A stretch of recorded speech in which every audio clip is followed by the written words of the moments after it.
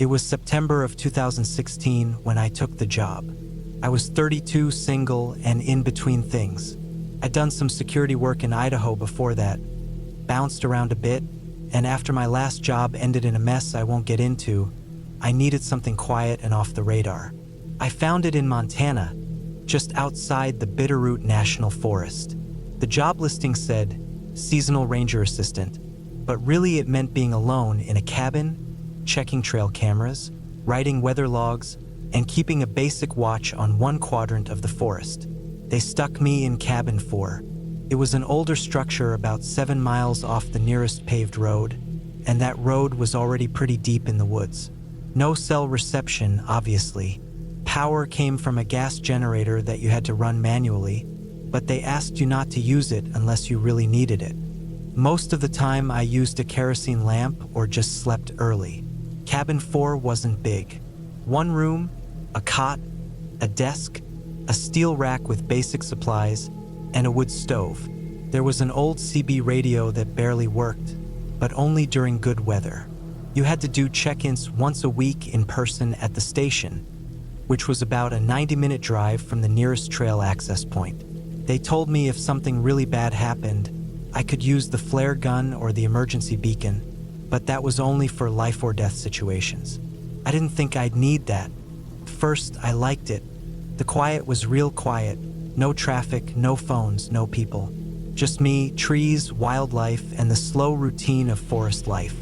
I hiked in the mornings, checked the perimeter cameras, swapped SD cards every few days, and filed basic wildlife reports. I tracked bear scat, kept an eye on elk patterns, and sometimes picked up trash near old fire pits. It wasn't exciting, but I liked that. It gave my head space to breathe. The first weird thing started on a Tuesday. I'd been there 2 weeks already, long enough to feel like I knew the place. I was about 6 miles out near the North Ridge, hiking along an old service path to reach one of the trail cameras. That part of the forest didn't get much use anymore, and the trail was overgrown. I had a machete for clearing brush, which I kept strapped to my pack. Around noon, I noticed fresh boot prints in the dirt. They weren't mine. I hadn't been on that stretch in over a week, and the other rangers weren't assigned to my sector. The prints looked recent. The edges were crisp, and the soil was still slightly damp from last night's rain. I counted maybe 4 sets. That alone wouldn't have bothered me. Maybe hikers got turned around, or maybe another ranger was checking in. But the boot sizes were small. Too small for adult men. Maybe teens? And the gait was strange. One set of prints dragged slightly, like the person limped. I followed them for a while, but they veered off the trail and into thick brush, where they got harder to track. I didn't chase them far. I just made a note of it in my daily log and moved on. That night, back at the cabin, I had this tight feeling in my gut. I chalked it up to the isolation. Cabin fever, maybe. It happens. You get weird when you haven't spoken to another person in days. But then, just as I was settling down for the night, I heard something out back. It was just past midnight, and I was reading by lamp. The window was cracked for ventilation, and I heard the crunch of dry leaves behind the cabin. Slow, deliberate, not the scampering of a raccoon or the snort of a deer. This was heavier, human. I turned off the lamp and sat still. My heartbeat started going fast in my ears. I waited a full minute, but I didn't hear anything else. I wanted to believe it was an animal. A bear, maybe, or even an elk. They wander close sometimes. But I grabbed the shotgun from the rack, loaded it, and kept it at arm's reach the rest of the night. I didn't sleep much. The next day, I walked the cabin perimeter. I found nothing. No tracks. No diste de braç. I figured maybe I imagined it, but I stopped cracking the window at night after that. About 4 days later, I went back to check the same trail camera near the North Ridge. The SD card was missing. I stood there staring at the camera housing, which was still strapped to the tree. The metal casing was fine. The latch hadn't been forced, but the card slot was empty. I checked the ground, thinking maybe it fell out. Nothing. It didn't make sense. I always replaced the SD cards myself, and I knew this one was full because I checked the log the previous week. I even remembered snapping it into place. There was no reason for it to just vanish. I hiked back faster than usual and started double-checking all the trail cams. Over the next 2 days, I visited all of them in my section. 3 of the 7 were missing their cards. No sign of breakage. No prints near those locations. Just empty slots. The part that rattled me was how clean it was. Whoever took them knew what they were doing. These were deep in the woods off-trail. You wouldn't find them unless you were looking. That night, I decided to try something different. I set up one of my own personal trail cams, one I'd bought for hunting the year before, on a tree near the back of the cabin, just aimed at the rear door and surrounding woods. It had night vision, motion detection, and infrared. I placed it high and angled it down so it wouldn't be obvious. Then I waited. 3 days went by. Quiet days. I spent them mostly near the cabin, doing minor tasks, filing reports, reading, trying not to overthink it. Each night, I slept with the shotgun beside the cot and the lantern lit. Nothing happened. On the 4th morning, I pulled the card from my personal cam and hooked it into the laptop. I clicked through the first few images. Squirrels, wind-blown trees, a raccoon at midnight, and then I hit a photo that stopped me cold. It was timestamped 3:42 a.m., 2 nights earlier. Person, no backpack, no gear, no flashlight, stood about 15 feet from the cabin, just standing there, looking straight at the rear door. They weren't moving. The image was grainy, but I could see their posture, arms limp at the side, head slightly tilted. No hat, short hair, light jacket. They stood there for 6 more frames, almost 30 full seconds, then were gone. I scanned ahead. 2 nights, no more appearances, just that one moment. They hadn't come closer.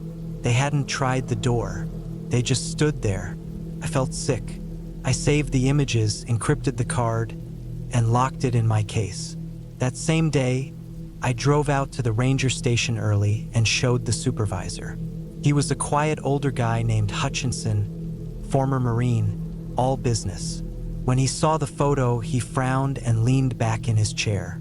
He told me I had 2 options: stay and finish the job or pull out now. I said I wanted to stay. He gave me 2 extra flares and told me to keep the radio on at night just in case. I didn't sleep the next few nights.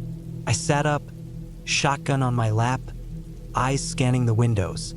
I put extra locks on the door and ran a wire bell rig across the front steps. Nothing happened. No more photos. No more sounds. Just that feeling, like someone was nearby, just outside the edge of vision. It wasn't until the 3rd week that I found the shack. I was hiking back along a dry creek bed about 3 miles east of the cabin, following an old path I hadn't taken before. The brush opened up into a narrow hollow, and at the far end I saw something that looked out of place. Rusted metal, sun-bleached wood. It was an old shack, smaller than my cabin, probably 20 feet across. No windows. Just a door half off its hinges. I approached slowly, shotgun slung across my back, and pushed the door open with the toe of my boot.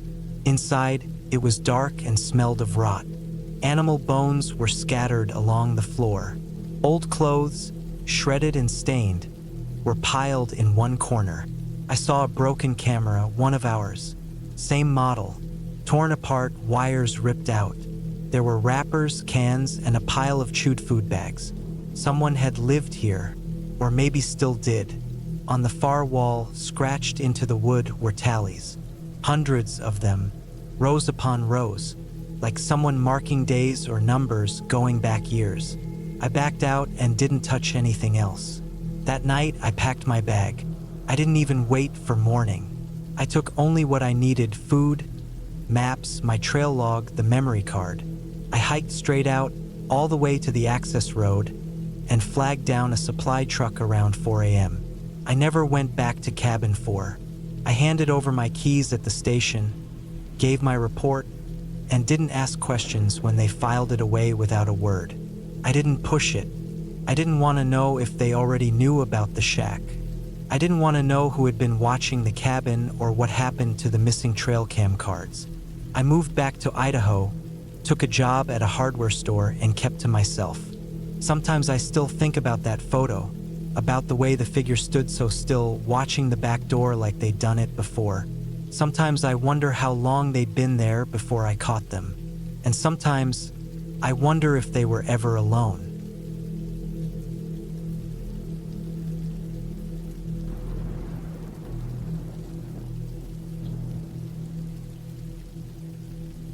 I still don't like to talk about what happened in 2019. Not because I'm ashamed of it or because it makes me emotional or anything like that.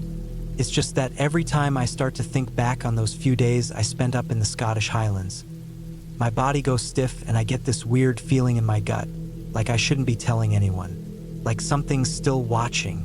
I was 34 that year.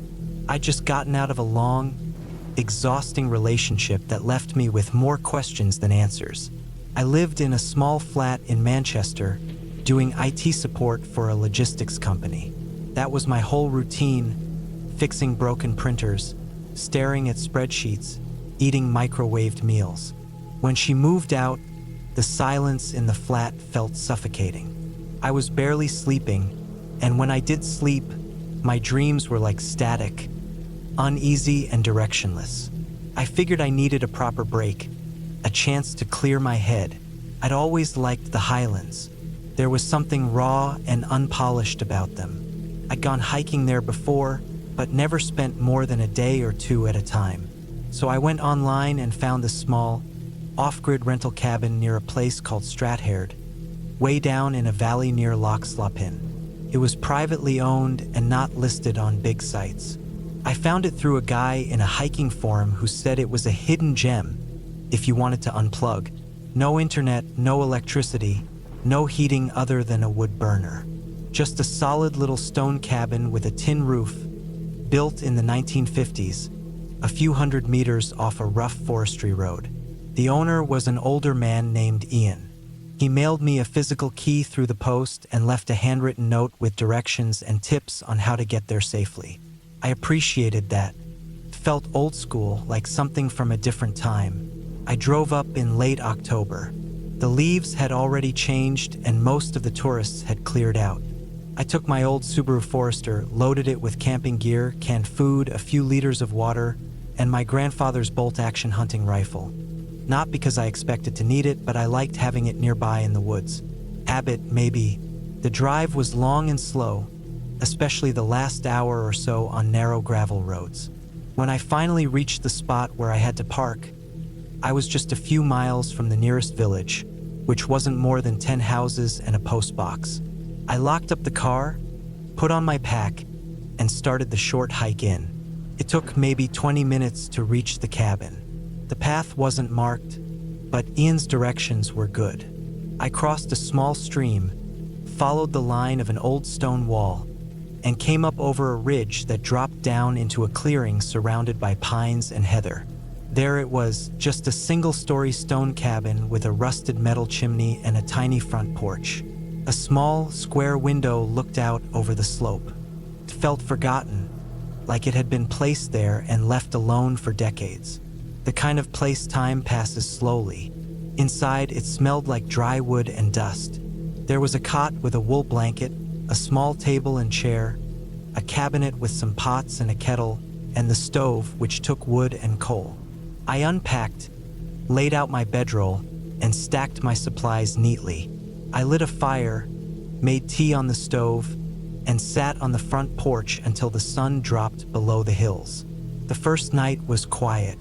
I remember hearing an owl somewhere in the trees and the soft sound of wind moving through the pine needles. I sat by the fire with a book, wrapped in a jacket, feeling something I hadn't felt in months. Calm. The next morning, I took a walk. The air was crisp, and my breath came out in little clouds.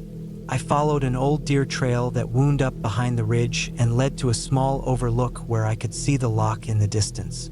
I didn't see another soul, but I did see something strange. Down in a gully, maybe 300 meters from the cabin, there was a black shape moving slowly through the trees. It was far enough that I couldn't make out what it was, but it seemed like a person. Tall, thin, walking slow and deliberate. I watched for maybe 30 seconds, but they didn't seem to notice me, and eventually the trees blocked my view. I told myself it was nothing, probably a hiker or a shepherd.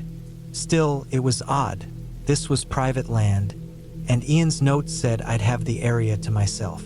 But I didn't want to let paranoia ruin the trip. Later that day, I chopped some firewood near the edge of the clearing. There was an old axe left by the cabin. I was halfway through splitting a thick round of birch when I saw something that made my stomach turn cold. A footprint. It was faint but fresh, just on the edge of the clearing, where the pine needles were thinner and the mud held shape better. Not mine. I hadn't walked over there yet. It was a small print, narrow, almost delicate. A woman's, maybe. I crouched down and looked closer. The tread pattern was almost non-existent, either worn shoes or none at all. I stood there for a long time just looking into the trees. Nothing moved. No sound except the breeze. I didn't sleep well that night.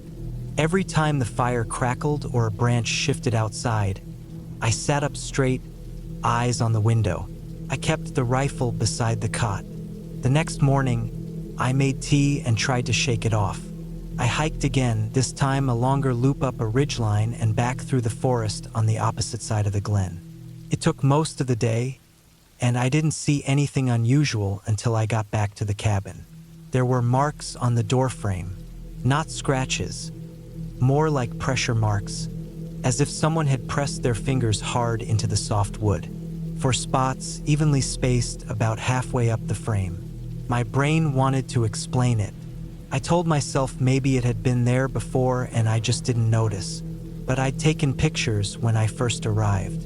I checked one on my phone. The marks weren't there. I spent that night with the cabin locked tight, shutters drawn, fire burning low. I didn't sleep much. At some point near midnight, I heard something outside. It wasn't an animal. It was the sound of movement, slow, deliberate footsteps moving across the gravel path just in front of the cabin. Then silence.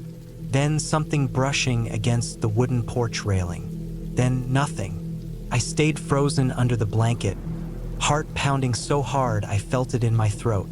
I gripped the rifle and didn't move until the sky began to lighten. The next day, I walked the perimeter of the clearing. I didn't find much, just a spot in the grass where someone had stood. Flattened heather, recent. No garbage, no tracks beyond that one faint footprint near the pines. Whoever it was, they were watching the cabin, not approaching. By now, I was more irritated than scared. If this was someone messing with me, I wanted to confront them. I figured maybe a poacher or some local who didn't like outsiders. Either way, I didn't plan on leaving early. But the next night broke me. Started the same wind, silence, creaking wood. Then, just after midnight, a new sound. Light tapping like fingernails on the window pane. The cabin only had one window, a small one near the bed. I didn't look at first. I lay there hoping it would stop, but it didn't. It got slower, then faster, then stopped completely. I finally forced myself to look. She was there, a woman standing outside the glass, thin with long black hair stuck to her face, wearing a faded green coat. Her eyes were wide and flat, and her skin was pale like wet paper.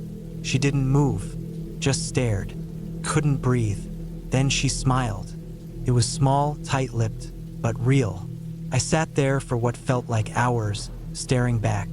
When I finally blinked, she was gone. I didn't sleep at all that night. To first light, I packed everything. I didn't even eat. I tossed my gear in my rucksack, took one last sweep of the cabin, and started hiking out. I kept looking over my shoulder, but I didn't see her again. When I got to the car, I found something that made me stop cold. On the driver's side mirror, hanging by a bit of twine, was a small rag doll. Old, hand-stitched, with black thread for hair and a tiny green coat. I didn't touch it. I drove. Fast. I didn't stop until I was back in Fort William. I found a cheap hotel, stayed 2 nights, then headed south. When I got home, I mailed Ian the key in an envelope and didn't explain anything. He never contacted me. It's been 6 years. I moved flats, got a different job. I'm in a better place now. But sometimes, when I see a certain kind of fog or the way light cuts through pine trees, I remember that smile in the window. I remember how cold it felt even with the fire burning inside. And I wonder if she was ever really gone, or if she just found someone new.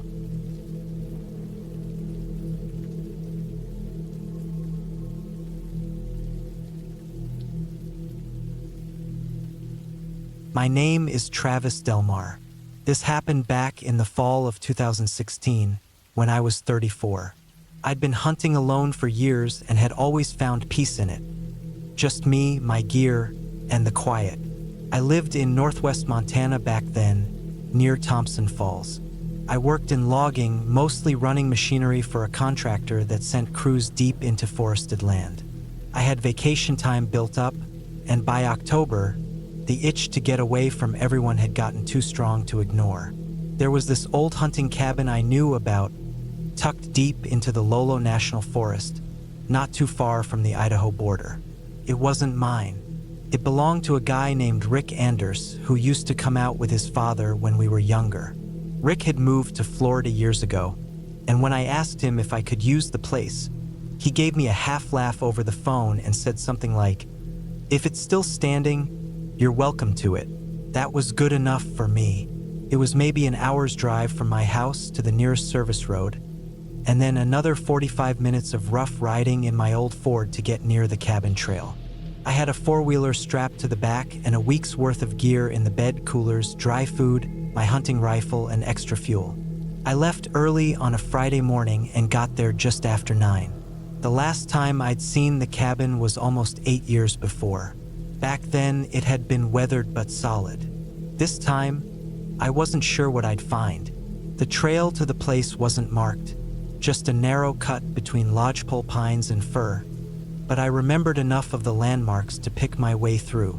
The last stretch had to be walked, too tight and rough for the ATV. It was about a mile on foot, dragging a sled loaded with gear through leaves and cold dirt. When I saw the cabin again, it looked like something out of an old photo. Gray logs, a rusted tin roof, and moss climbing halfway up the walls. The door had swollen from years of snow and sun and took some pushing to get open, but the inside was still dry, dusty but dry. There was a small potbelly stove in the corner, a cot with a thin mattress, a table, and some old cabinets still holding cracked dishes and mouse-nibbled soap bars. I swept it out, unloaded my gear, and got a fire going in the stove. There was enough chopped wood stacked under the porch to last a few nights. I spent that first day setting up, checked my rifle, organized the food, and did a short scout around the area. The woods were quiet, cold air, brittle leaves, and the smell of pine bark. I saw deer sign, fresh scat, and a couple tracks that looked like elk. Nothing big, but enough to tell me I'd made the right choice. That night, I cooked a can of beans over the stove and laid in the cot, reading an old Field and Stream magazine I'd found wedged behind the shelf.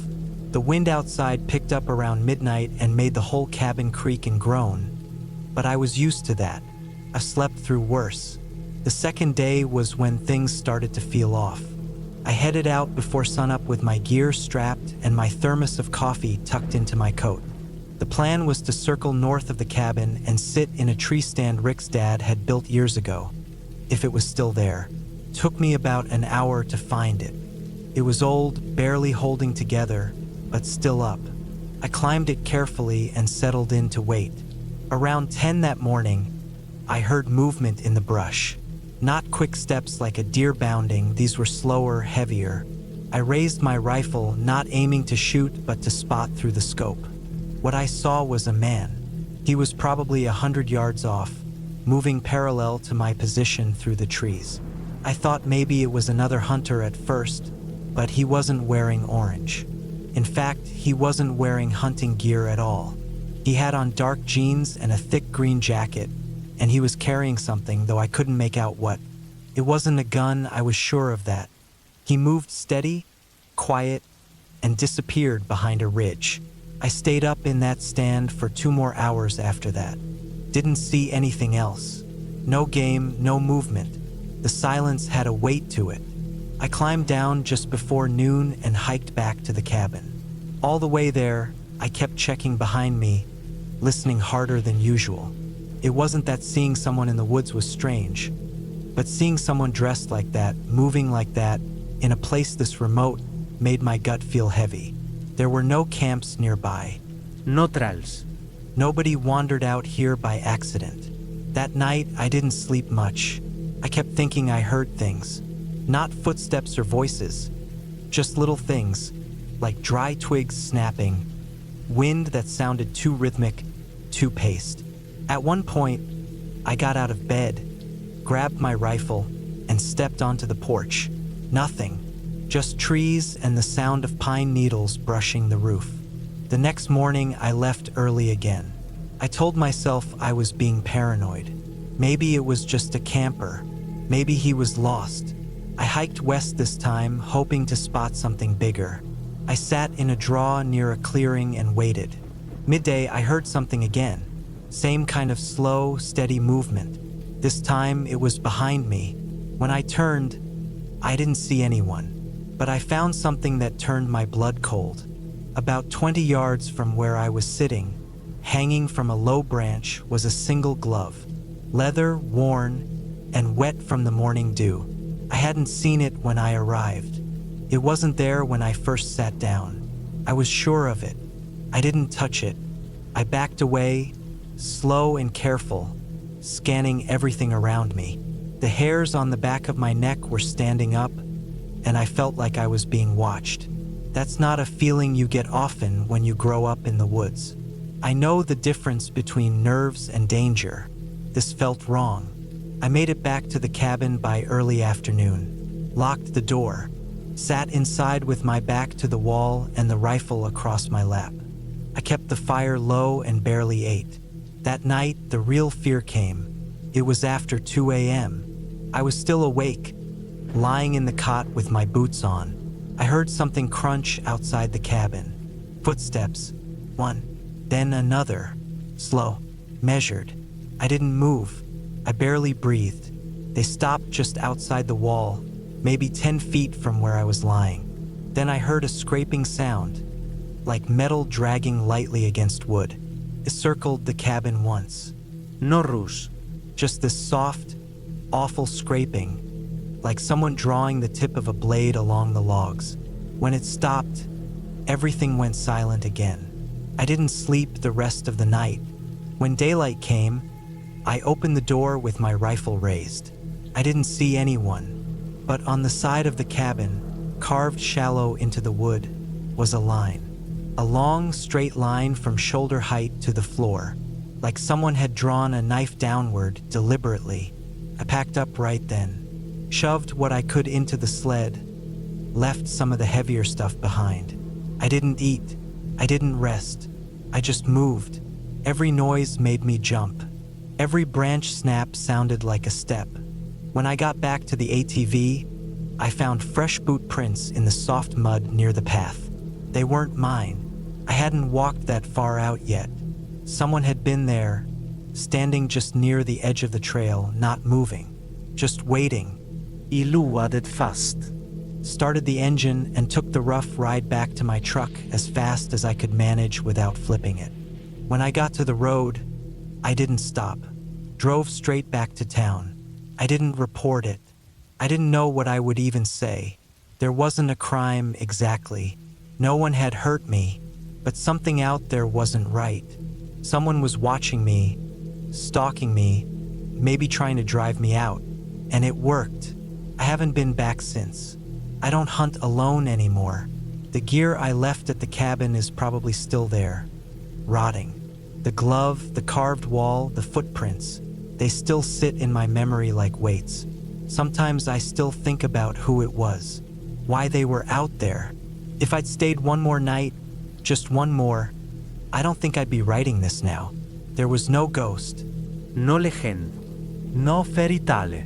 Just a man, and that was worse.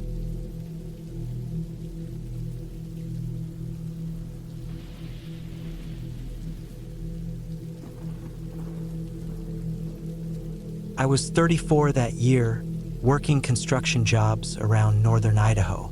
Mostly small town stuff, fixing porches, reinforcing trailers, laying down gravel driveways for older folks who lived far out.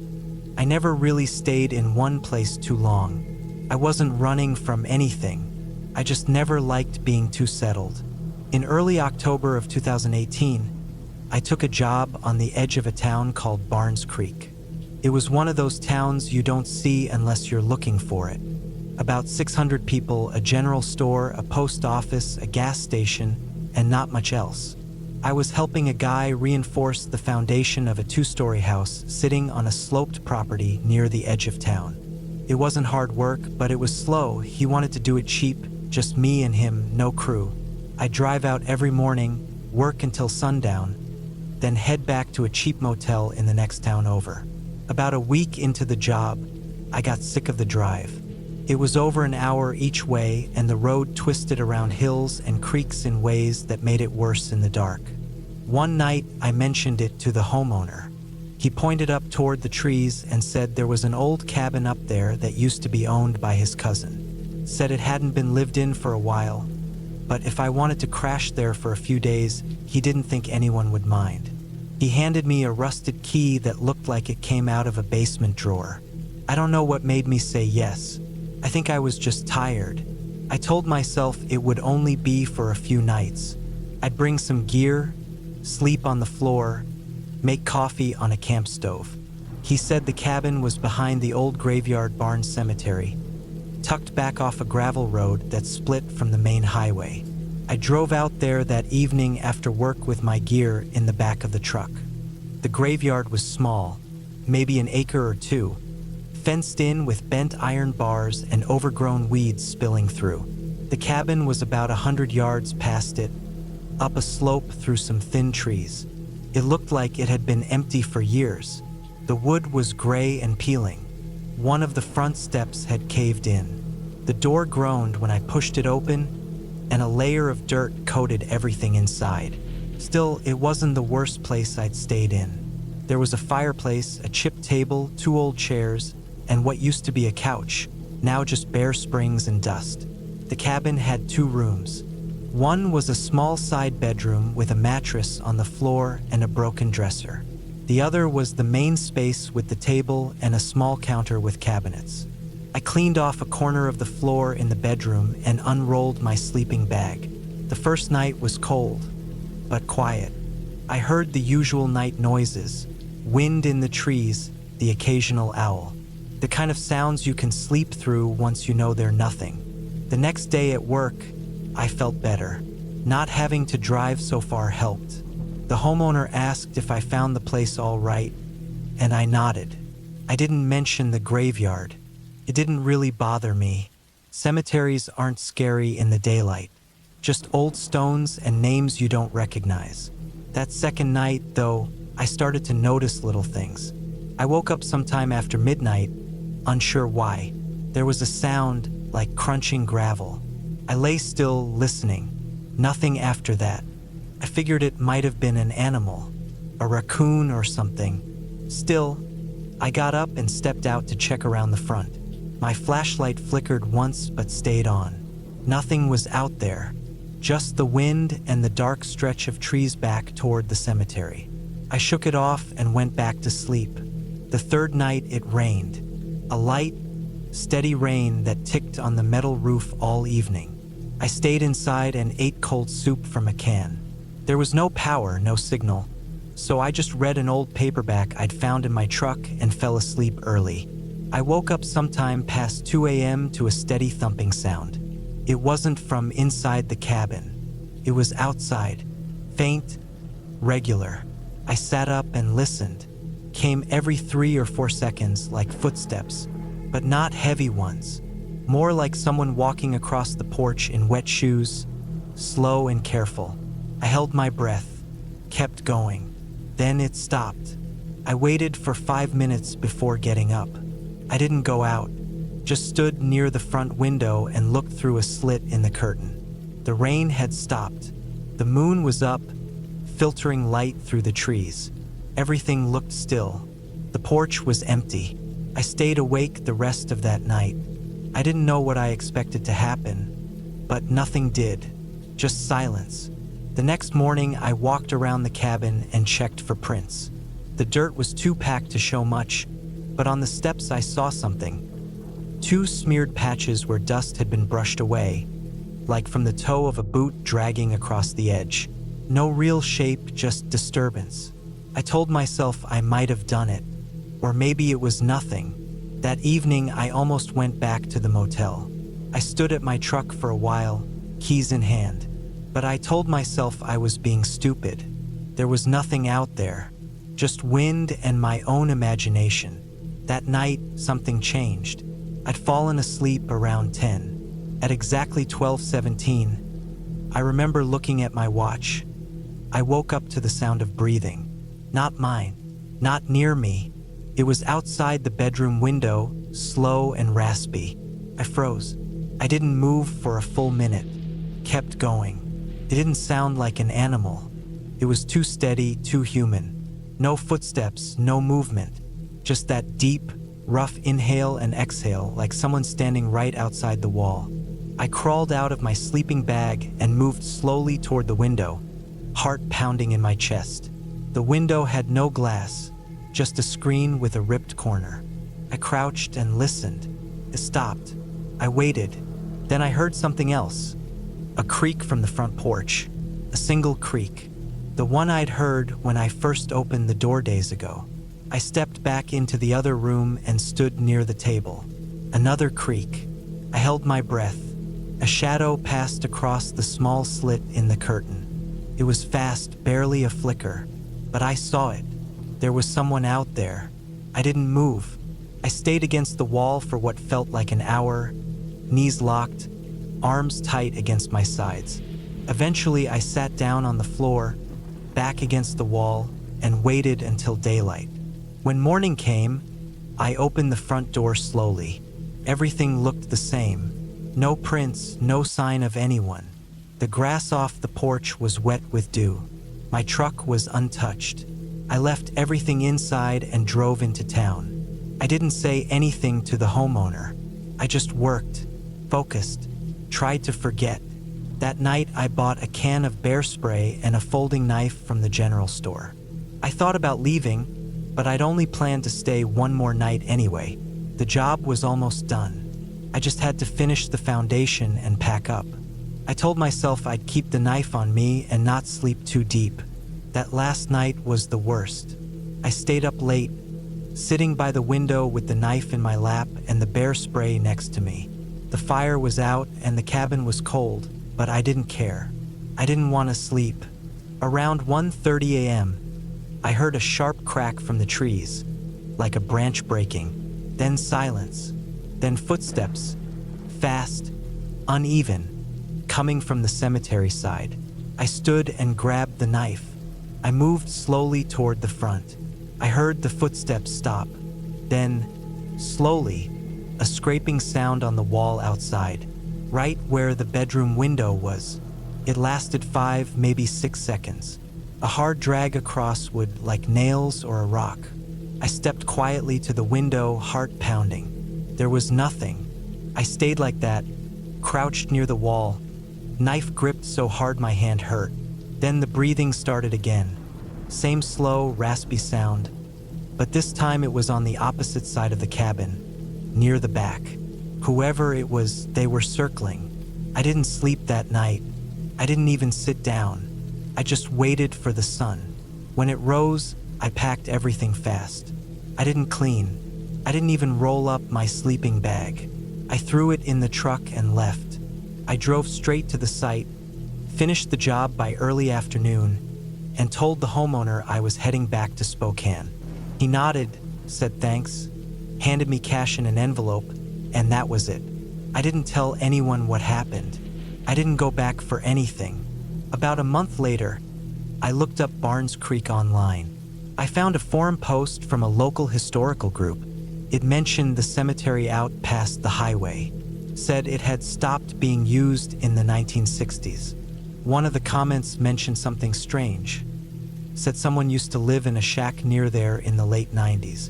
A man who dug through graves at night, looking for jewelry or gold fillings in teeth. Said he disappeared after a few years. Some thought he'd moved on. Others thought he'd been arrested. No one knew. There was no name, just rumors.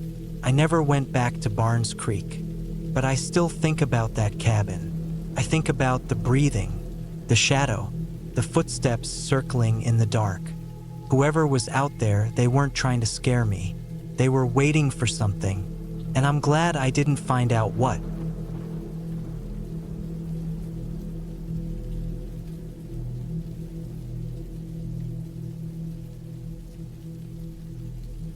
It was late October of 2013 when I decided to take a break from everything for a while. I had turned 35 that summer, and my life had started to feel like a routine I didn't enjoy anymore.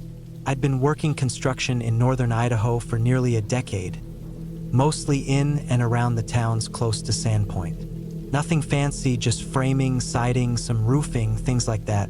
I wasn't married, no kids, just me in a rented one-bedroom apartment on the edge of town. That fall, the work had slowed down a bit, and I had some money saved. The idea came out of nowhere, just get out of town for a few days.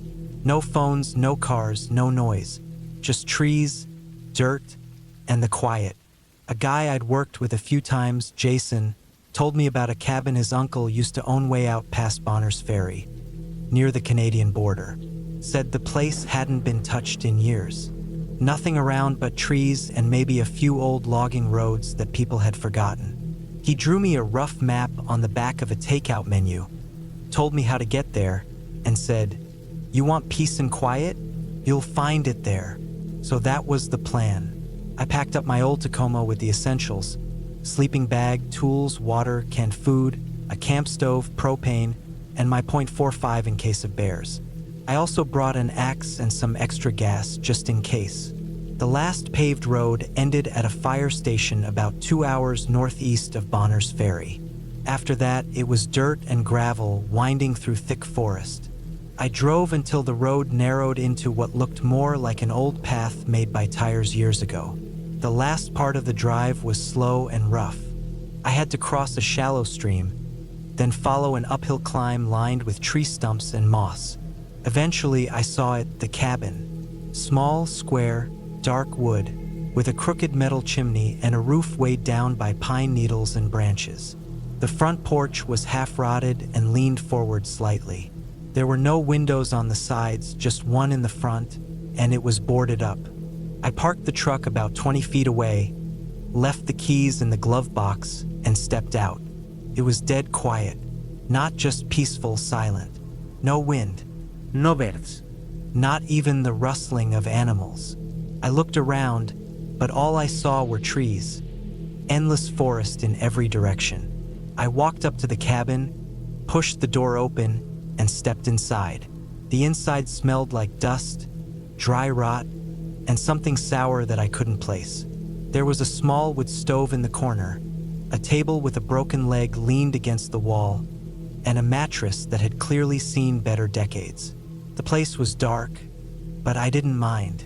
I propped the door open and used my flashlight to sweep the room. I set up my sleeping bag in the far corner, nearest the stove.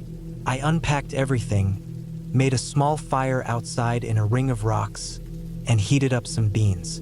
I sat on a log and stared at the trees until the sun dipped down behind the hills. Then I went inside and locked the door. That first night was uneventful, cold but manageable. I woke up once to pee and stepped out under the stars. No sounds, no movement, just the crunch of frost under my boots. The next morning, I explored the area around the cabin. There were faint signs of old logging trails, overgrown paths where trucks must have once gone. One led uphill toward a ridge. I followed it until I found a clearing with rusted metal debris. An old skidder, maybe, and part of what looked like a broken-down generator. It was quiet again. That kind of quiet that made me feel like I shouldn't speak, even if I wanted to. By the second night, I started noticing little things that made me uneasy. For one, I was sure I had closed the cabin door before stepping out for firewood. When I came back, it was open again. Not wide, just a few inches. I told myself maybe I hadn't latched it properly. The ground was uneven, maybe it swung open. But I started locking it after that. On the third day, I went farther along one of the trails. I had my .45 on my belt just in case. About an hour in, I noticed something strange. Deep in the trees off to the right side of the trail, I saw what looked like pieces of glass reflecting the sunlight. I walked toward them, pushing through branches and saplings, until I found something that made me stop cold.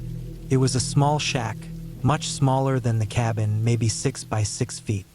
Its sides were metal sheets, rusted and dented. The door was missing.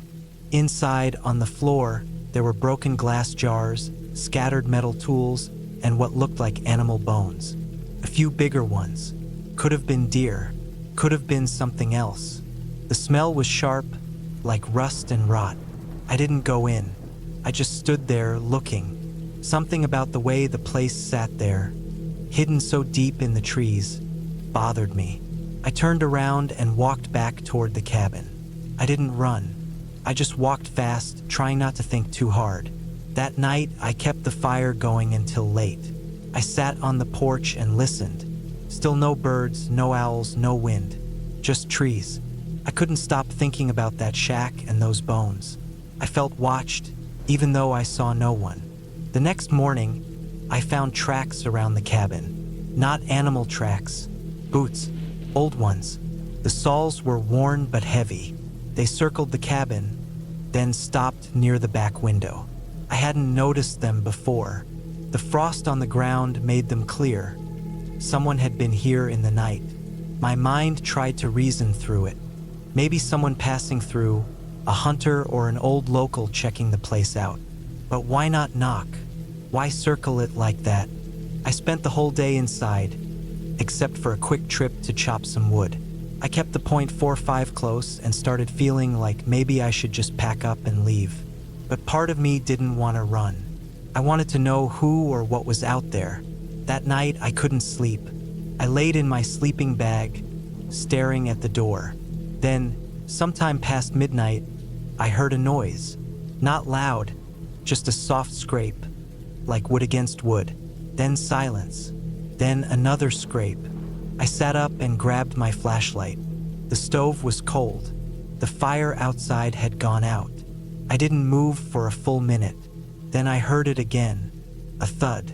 Not from the front, but behind the cabin. I stood up and slowly walked to the back wall. I didn't want to make a sound. I pressed my ear to the wood, and I swear I could hear breathing. Soft, but steady.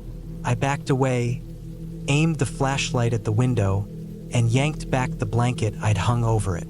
Nothing, just trees. Still, I stayed up the rest of the night with the .45 in my hand. In the morning, I checked the area behind the cabin. More tracks, same boots. Whoever it was had stood still for a long time, right under the back window. Just standing there, looking in. That was enough.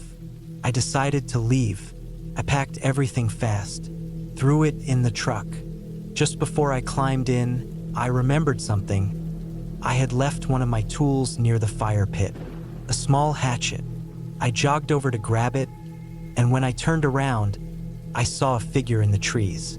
Not close, maybe 100 feet away, standing still between two thick pines, too far to see clearly, dressed in dark clothes. Didn't move, didn't speak. I stared at them. They didn't move. I raised my gun and stepped backwards slowly toward the truck. By the time I got inside and started the engine, they were gone. I drove fast down the trail, almost tore off the bumper on a stump. got back to the gravel road and didn't stop until I hit pavement. I didn't look back. I drove straight home and didn't unpack until the next day. For weeks after, I kept thinking about that figure, who it was, what they wanted. That place wasn't marked on any map. Nobody should have been out there. The shack, the bones, the broken jars, it all felt connected. Like I had stepped into something I wasn't supposed to see. I never told anyone about it. What would I say? I saw someone in the woods? That's not illegal. But something was wrong with that place. Something human. Not ghosts. Not monsters. Just people doing something they didn't want others to see. And I had gotten too close. I never went back. I kept the point 4 or 5 closer after that. I stopped going into the woods alone. And some nights, when the wind is quiet and I'm lying in bed, I still think about the breathing I heard behind that wall. About those tracks that circled the cabin. About the man in the trees, standing still just watching me. Whatever was happening out there, I wasn't supposed to be part of it. I was lucky to leave when I did, because I don't think I would have been allowed to leave if I had stayed another night.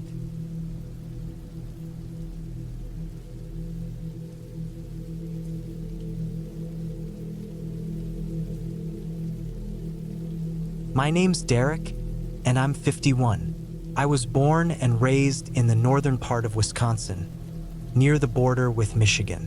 Cold winters, thick woods, silent lakes, that kind of place. My ex-wife, Lauren, and I had lived in this area most of our adult lives. She passed away in the spring of 2023. We'd been divorced for about 5 years before that, but the grief still hit me harder than I expected when I found out. I don't think I ever stopped loving her in some way, even after everything. She owned a cabin out near Iron River, about 45 minutes off the main road, then another mile or so down, a dirt track barely wide enough for a truck. We'd spent a few weekends there during the earlier years of our marriage, but it eventually became her escape, not mine. After the divorce, I didn't have any reason to go back there. It was hers. She kept it and she liked it that way. After she passed, her sister contacted me. Said Lauren had left instructions in her will that the cabin should go to me. She didn't have kids. Her parents were long gone. I guess she figured I'd take care of the place. Or maybe she thought I needed a quiet spot to be alone. I don't know. What I do know is that 3 weeks after the funeral, I finally decided to go out there and check on it. Not because I wanted to. I just needed some time away from town, from people, from work, and if I'm being honest, from everything. It was early November when I went. Cold had already crept in, but the real snow hadn't started yet. The trees were bare, and there was a grayness to the air that made everything feel heavier. I loaded up my old Silverado with food, gear, a couple space heaters, and headed out on a Friday morning. My plan was to stay the weekend, maybe clean the place up a bit, take stock of anything worth keeping, and decide what to do with it. I had my dog with me, a black lab named Tucker. He was pushing 10 years old, but still had the energy of a pup. He'd been with me through the divorce, through job changes, through lonely winters. The kind of dog that just knows when something isn't right. The drive took longer than I remembered. The dirt track had gotten even worse over the years. Potholes, overgrown brush, branches scraping the truck on both sides. By the time I pulled up in front of the cabin, my shoulders were tight from gripping the wheel. The place looked the same as it had the last time I saw it, maybe 10 years ago. Faded brown siding, stone chimney, sagging front porch. A few empty flower pots sat on the steps, cracked and forgotten. I parked and stepped out into the cold. Tucker jumped down beside me and sniffed the air, ears perked. He didn't wag his tail. That should have been the first sign something was off. Normally, he'd be running around, nose in every patch of grass, tail thumping the air. But he stayed close to my leg and kept looking toward the tree line behind the cabin.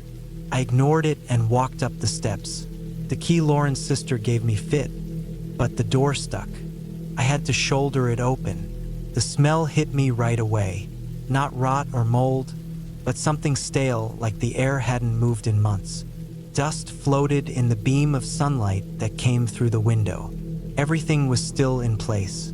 The couch, the wood stove, the bookshelf full of old paperbacks.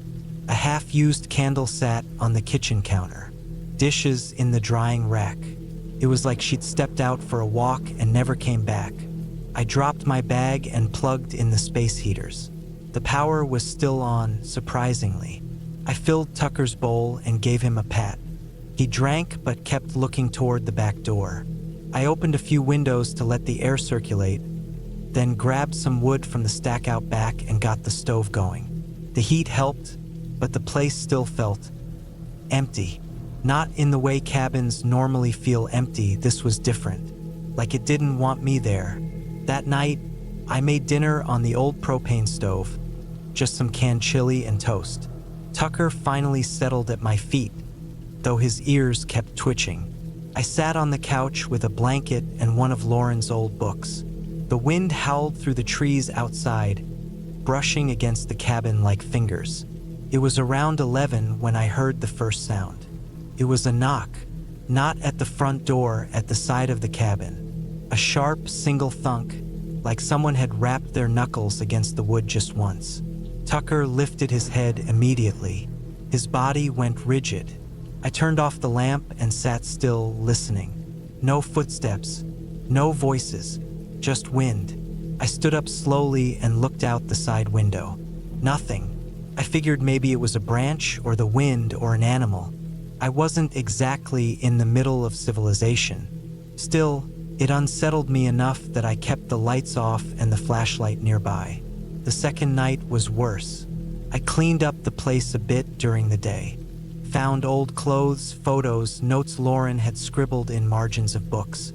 I spent a good hour sitting with a stack of Polaroids from a camping trip we took in 2006. Seeing her smile in those pictures felt like being punched in the chest. I left them on the kitchen table and took a walk out back to clear my head. There was an old shed about 100 yards behind the cabin, near the tree-line. I don't remember it ever being used much, just for tools and firewood. But the lock was broken when I got there. The door swung open with a groan. Inside, it was darker than I expected. I aimed my flashlight around. Nothing too unusual: shovels, a rake, a few bags of birdseed, a rusty lantern. But in the corner, half covered by a tarp, was a wooden crate I didn't recognize. I pulled the tarp off. The crate was nailed shut, but the wood was soft and brittle. I pried one side open with the back of a hammer. Inside were dozens of empty glass jars. Mason jars, all cleaned, all sealed with dusty lids, but empty. Not just empty, too clean, like someone had boiled them recently, even though there was dust on the outside. It didn't make sense. Why clean jars and then leave them in a shed? That night, after bringing Tucker inside and locking up, I couldn't sleep. The wind had died down, but I kept hearing small noises, scraping, light tapping. I chalked it up to the stove creaking or animals outside. I stayed on the couch with a blanket and flashlight in my lap. Sometime around 2 in the morning, Tucker growled. Not a bark, not a playful huff. A low, throat-deep growl I hadn't heard from him in years. He stood up, hackles raised, and stared at the kitchen window. I followed his gaze. There was someone standing out there, just past the glass. A figure, barely visible, no light hitting them, but unmistakably a person. Motionless, staring in. I jumped up and grabbed the flashlight, swung it toward the window. The beam hit glass and nothing, just trees. I ran to the door and opened it, stepped out into the cold, shining the light in every direction. No footprints, no movement, just silence. I felt the weight of the woods pressing in around me. The next morning, I found something strange on the back porch. A single glass jar, one of the same kind I'd found in the crate.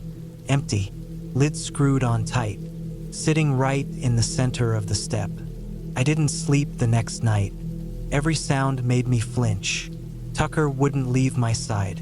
I kept the fire going and stayed awake in a chair, listening, watching. My mind raced through every possibility.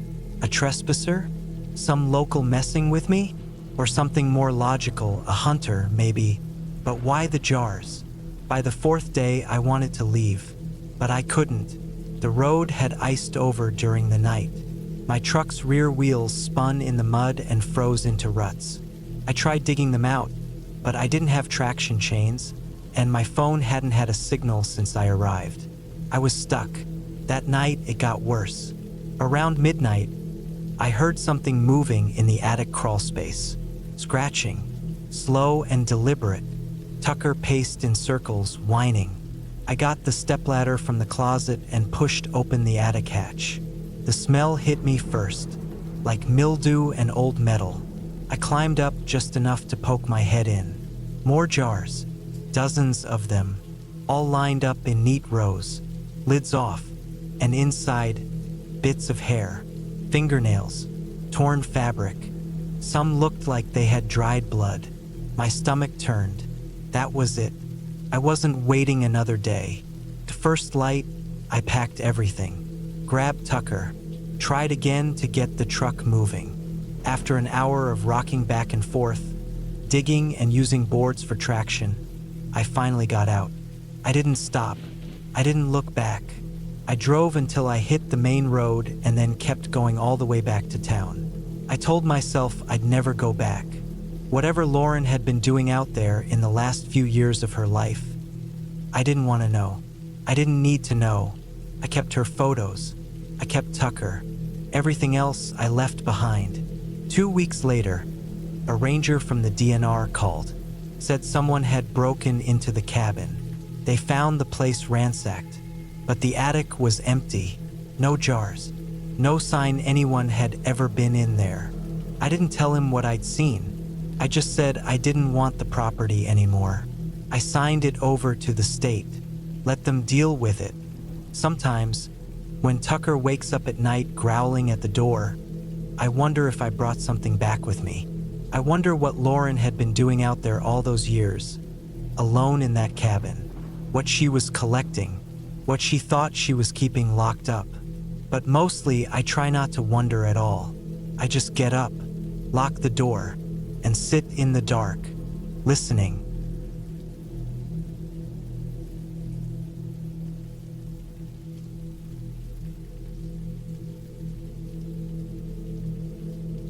I was 34 the year I went up to the cabin in northern Idaho. It was late October 2021. Cold air had already crept down from the mountains. My truck had a thick layer of frost every morning, and the days barely warmed up past 40. I had taken time off work after a stressful year, long hours at the hardware distribution center in Spokane, dealing with missing inventory and some issues with management. My ex-wife and I had just finalized everything a few months earlier, and I needed space, a change of pace, and maybe a place to breathe where no one knew me. I found a cabin listing in an old online forum. Not Airbnb or some hotel site. This was from an older hunting message board I used to frequent. One of the members, a guy named Doug, posted about a cabin near Priest River that his cousin had built decades ago. It wasn't fancy, but it had wood heat, a rain-fed water tank, and a small outhouse. No internet, no electricity, no cell service, and he only wanted $50 a week if you kept the place clean. Sounded like a bargain to me. I packed up enough food to last a couple of weeks. Canned chili, trail mix, dried rice and beans, jerky. I brought a small propane stove, a hatchet, a sleeping bag good for Sub-Zero, and a rifle just in case. The drive out there took most of the afternoon. The road wound up through miles of thick pine and fir. I passed some abandoned trailers, some log fences with rusted barbed wire, and a couple old mailboxes leaning sideways in the ground like crooked teeth. Then nothing but forest for miles. Doug left instructions that the cabin was past mile marker 13, off a dirt logging road with no name. I nearly missed the turn. It was just two thin tire tracks in the grass, cut between tall trees. No signs. No gates. By the time I pulled up, the sun was going down behind the hills. The cabin sat in a small clearing with moss-covered stumps around it, like they'd logged this spot out 30 years ago and left it to rot. The place was one level, built of thick dark logs with a tin roof that looked like it had rusted years ago. One tiny window in the front, a steel chimney poking up the side. The front porch sagged slightly in the middle. There was no driveway, just grass and mud. So I parked my truck a few feet away on higher ground. I took a deep breath. The air was sharp and smelled like wet leaves and pine. Inside, the place was dusty but decent. One room about the size of a small garage. A wood stove sat in the corner on a square of bricks. A cot, a small table, a few shelves with old tins, and a broken lantern. I set my gear down, opened the small window, swept the floor, and started a fire. The stove worked fine. The metal rattled a bit, but the draft pulled smoke up, and soon the place was warm enough to take off my coat. That first night, I barely slept. I wasn't scared, just wired. I wasn't used to real silence. Back in Spokane, there were always cars or voices or something humming in the background. Out here, it was pure quiet, except for the wind in the trees and the occasional snap of a branch. That first night, I kept my rifle loaded and next to the cot. I didn't feel threatened. I just felt alone in a way I hadn't in years. The days were easy. I split wood from the half-rotted pile behind the cabin. I boiled water from the tank outside after filtering it. I walked trails through the trees. There was a stream about 15 minutes downhill. I followed it for hours the second day, just to feel like I was going somewhere. I didn't see a single person. On the fourth night, I woke up around 3 a.m. There was a thump outside, not like a falling branch, more like a heavy step, then nothing. I sat up. My fire had burned down to embers. I didn't light the lantern, I just waited in the dark, listening. A few seconds later, another noise. Not a step this time. Something scraped gently against the cabin wall. Low, near the ground. A dragging sound. I got up slowly and stepped across the cold wood floor. I pressed my back to the wall and listened. Nothing. Then one more sound, metal, I think. A click, like something tapping the handle of the door. I opened the stove slowly and fed in 2 logs. The flames came back fast. I didn't go outside that night. The next morning I found nothing. No prints. No scratches. No damage. Just the woods and the wind. Still, I stayed. Part of me wanted to leave, sure, but I also didn't want to admit I'd scared myself over nothing. I told myself it was probably a deer, maybe a raccoon messing with the cabin. That was until the 6th day. That afternoon, I was out back collecting dry branches when I noticed something sticking out of the ground near the edge of the clearing. It looked like a rock at first. Then I saw it had a smooth, flat surface like glass. I walked over and crouched down. It wasn't a full window, just a large piece of broken glass, wedged upright in the dirt, like someone had taken a car windshield and rammed the bottom into the ground at an angle. It was streaked with mud, and I could see faint fingerprints near the top. I touched the edge. It was sharp. I scanned the trees. Nothing. No trail. No tire marks. No path. It just didn't belong. I left it there. That night it rained, cold and steady. I kept the stove burning and read from an old field guide someone had left on the shelf. Around 11, I went out to use the outhouse. I took my flashlight and walked the short path through the trees. The rain made everything look slick and silver. As I came back, I paused near the clearing's edge. Someone was standing by the broken glass. I froze. The beam of my flashlight caught him just barely. He was maybe 40 feet away. His back was turned. He was tall, with long limbs and a hunched neck, wearing a wet gray coat. His right hand was at his side, holding something, maybe a stick. But when he turned just slightly, the light hit it. It was a long, jagged shard of glass. He didn't move. I killed my flashlight and backed up slowly. I made it inside without noise. I locked the door, shoved a chair under the knob, and didn't sleep until dawn. In the morning, he was gone. The glass in the ground was gone too. There were footprints in the mud. Bare feet, big, the heels sunk deep. I couldn't tell which direction they'd gone. The rain had softened everything. I packed that morning. I was ready to leave, but when I tried to start my truck, it didn't turn over. Battery was dead. The dome light didn't come on either. I opened the hood. The wires to the battery had been cut clean. I wasn't trapped, but I was stuck for at least another day. That night I stayed up. I kept the fire going bright. I had my rifle across my lap. Every creak of the roof made me flinch. Just after 2 a.m., I heard the footsteps again. Wet, slow steps around the cabin. Then came the tapping. Not loud, gentle, sharp. Against the window. I didn't move. I didn't shine a light. After maybe 5 minutes, the tapping stopped. Then the sound of retreating footsteps. Not into the woods, around the cabin, past the door, toward the back. I stayed awake until daylight. When I checked the window, I found a crack near the bottom. A single vertical line through the glass, like someone had dragged something sharp down the pane. I hiked out that morning. It took me 6 hours to reach a ranger station off the main highway. I didn't tell them much. I just said my truck had broken down and I'd had a weird encounter. They radioed a tow service. I was out of there by sunset. A week later, when I went back with the tow guy, the cabin looked the same, except the door was open.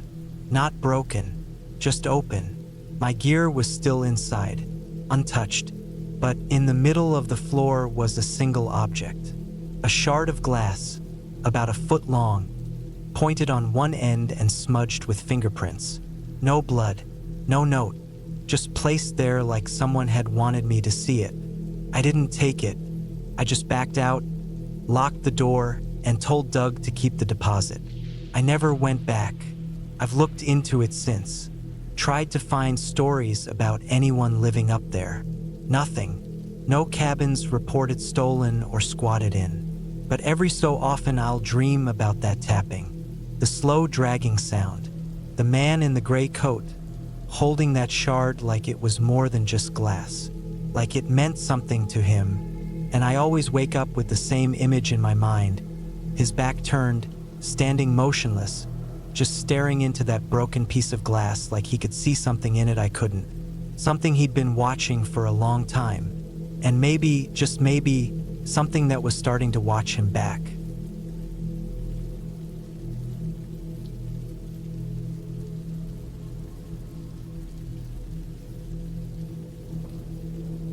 It was October 2013 when I decided to take a break from everything. I was 29 back then, living in Leeds, working in IT. My job wasn't bad, but it had been getting to me lately. Long hours, noisy office, constant deadlines. I'd been waking up tired, grinding my teeth in my sleep, and staring at screens for 12 hours a day. I just needed to unplug. So I booked a week off and found this small, off-the-grid cabin up north in Northumberland, close to the Scottish border. Secluded, basic, and buried in woods. No phone signal, no internet, no neighbors for miles. I found the place through a small website for remote rentals. The pictures showed a simple wooden cabin with a tin roof, a small porch, and thick trees surrounding it on all sides.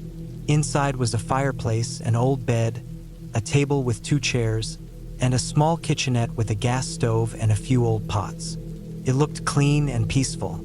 The listing warned that there was no electricity, and the only water source was a pump about 50 feet behind the cabin. That didn't bother me. I wasn't going there for comfort. I wanted silence, space, air.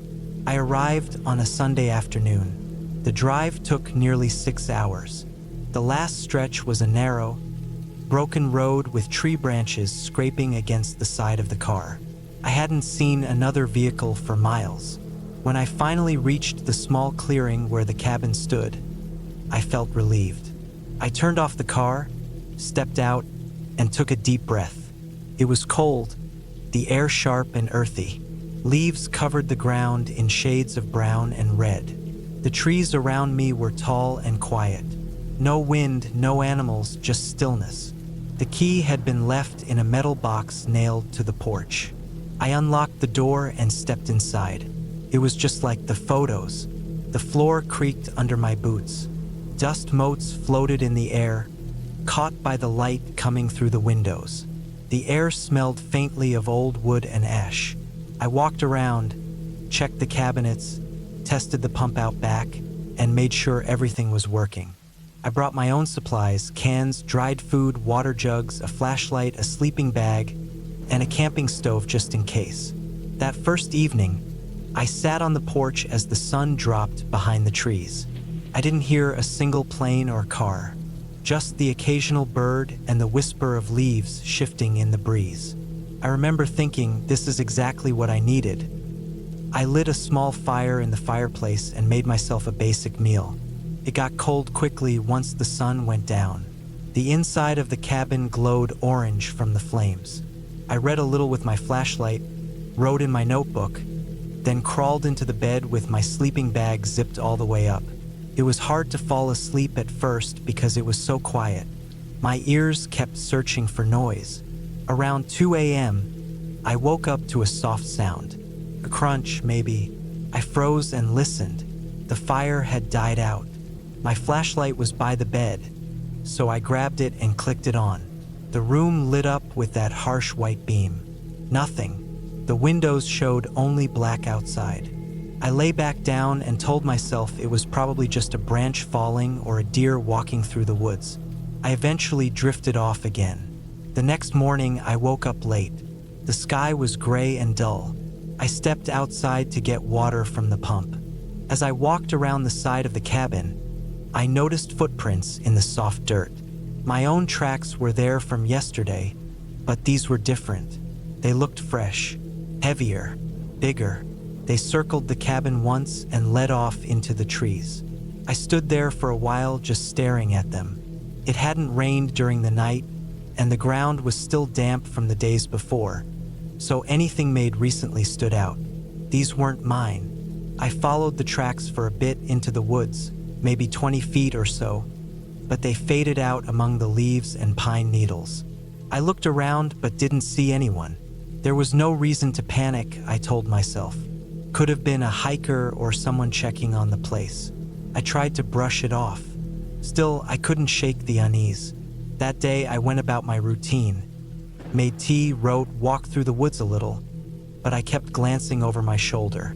I found myself listening harder, checking the tree line more often. Before sunset, I chopped some wood near the shed behind the cabin. When I went back inside to stack the firewood, I found something odd. The door was unlocked. I always lock it when I go out, even just to the pump or to chop wood. It had been a habit since day one. I was sure I'd locked it. The lock wasn't broken, and nothing inside looked touched or moved. I stood in the doorway for a long time, holding the firewood against my chest. It suddenly felt like someone had been watching me, like they were close. That night, I barely slept. I kept the flashlight by my side and set up a few pans by the front door so they'd clatter if someone came in. I thought about leaving the next day, but I convinced myself I was just spooking myself. I hadn't seen anyone, hadn't heard anything besides one crunch and a few footprints. Nothing proven. The third day, I stayed close to the cabin. I boiled water, wrote more, and tried to keep myself busy. I noticed little things, though. I had left an empty mug on the porch the night before. It was gone. I found it later under the steps, chipped. A stick figure, built from twigs and grass, sat on the wood pile behind the cabin. I didn't build that. There was also a long, thin scratch on the side of the window glass, vertical, like someone dragged a nail or a knife down it. It felt like someone was trying to tell me they were there. That evening, I finally decided I'd leave the next morning. I repacked most of my things, loaded the car, and kept just my sleeping bag and a few items inside the cabin. I didn't want to sleep again, but I was exhausted. My plan was to wake up early and drive out before the sun came up. At some point after midnight, I woke up cold and knew something was wrong. The fire had gone out again, and I could see a shape at the window, just standing there, a shadow. Still, I didn't move. My heart was pounding in my chest. The flashlight was under my pillow. I waited. The figure didn't knock, didn't say anything, just stood there. I turned on the flashlight quickly and aimed it at the window, but by then the figure was gone. I didn't sleep the rest of the night. As soon as it was light enough to see, I threw everything into the car. I didn't even eat. I didn't check the pump or clean up. I just wanted to leave. As I was pulling out of the clearing, I saw something in the trees to the right. A person, just barely. Far enough to make it hard to see clearly, but close enough to be real. They were wearing a dark jacket, standing still, watching. I didn't stop. When I finally reached a town, I found a petrol station with a cafe. I sat there for nearly an hour, just drinking coffee and staring at the wall. I didn't go to the police. I didn't call anyone. What would I say? I didn't see a face. I didn't have proof. But I know someone had been living in or near those woods. Maybe someone who had been using the cabin before me. Maybe someone who didn't want to be seen. For weeks after, I kept thinking about the tracks, the mug, the scratch, the figure. Whoever it was, they never spoke, never confronted me, but they let me know they were there. That was the worst part. Not knowing what they wanted. Not knowing how long they'd been watching me. I don't go into the woods alone anymore. I don't rent remote cabins. And every time I think about going somewhere quiet, somewhere isolated, I remember that feeling, that I wasn't alone, and that someone out there watched me sleep through a window and said nothing. Just watched. And the scariest part is, I still don't know how close they got, or if they ever left.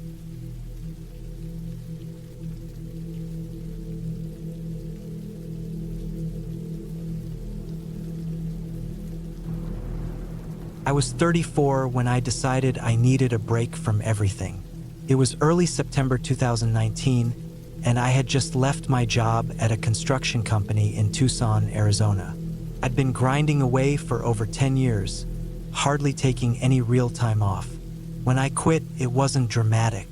No big argument. I just woke up one morning and realized I didn't care about anything I was building anymore. I sold my truck, canceled all my bills, and took whatever savings I had to disappear for a bit. I rented a cabin way out in northern New Mexico, about 30 miles southeast of a tiny place called Quemado. The listing said it was an off-grid survivalist-style cabin with solar, a water tank, and complete privacy. It was tucked way back on some land owned by a retired old rancher who didn't care who stayed there as long as they didn't leave trash or mess with his cows.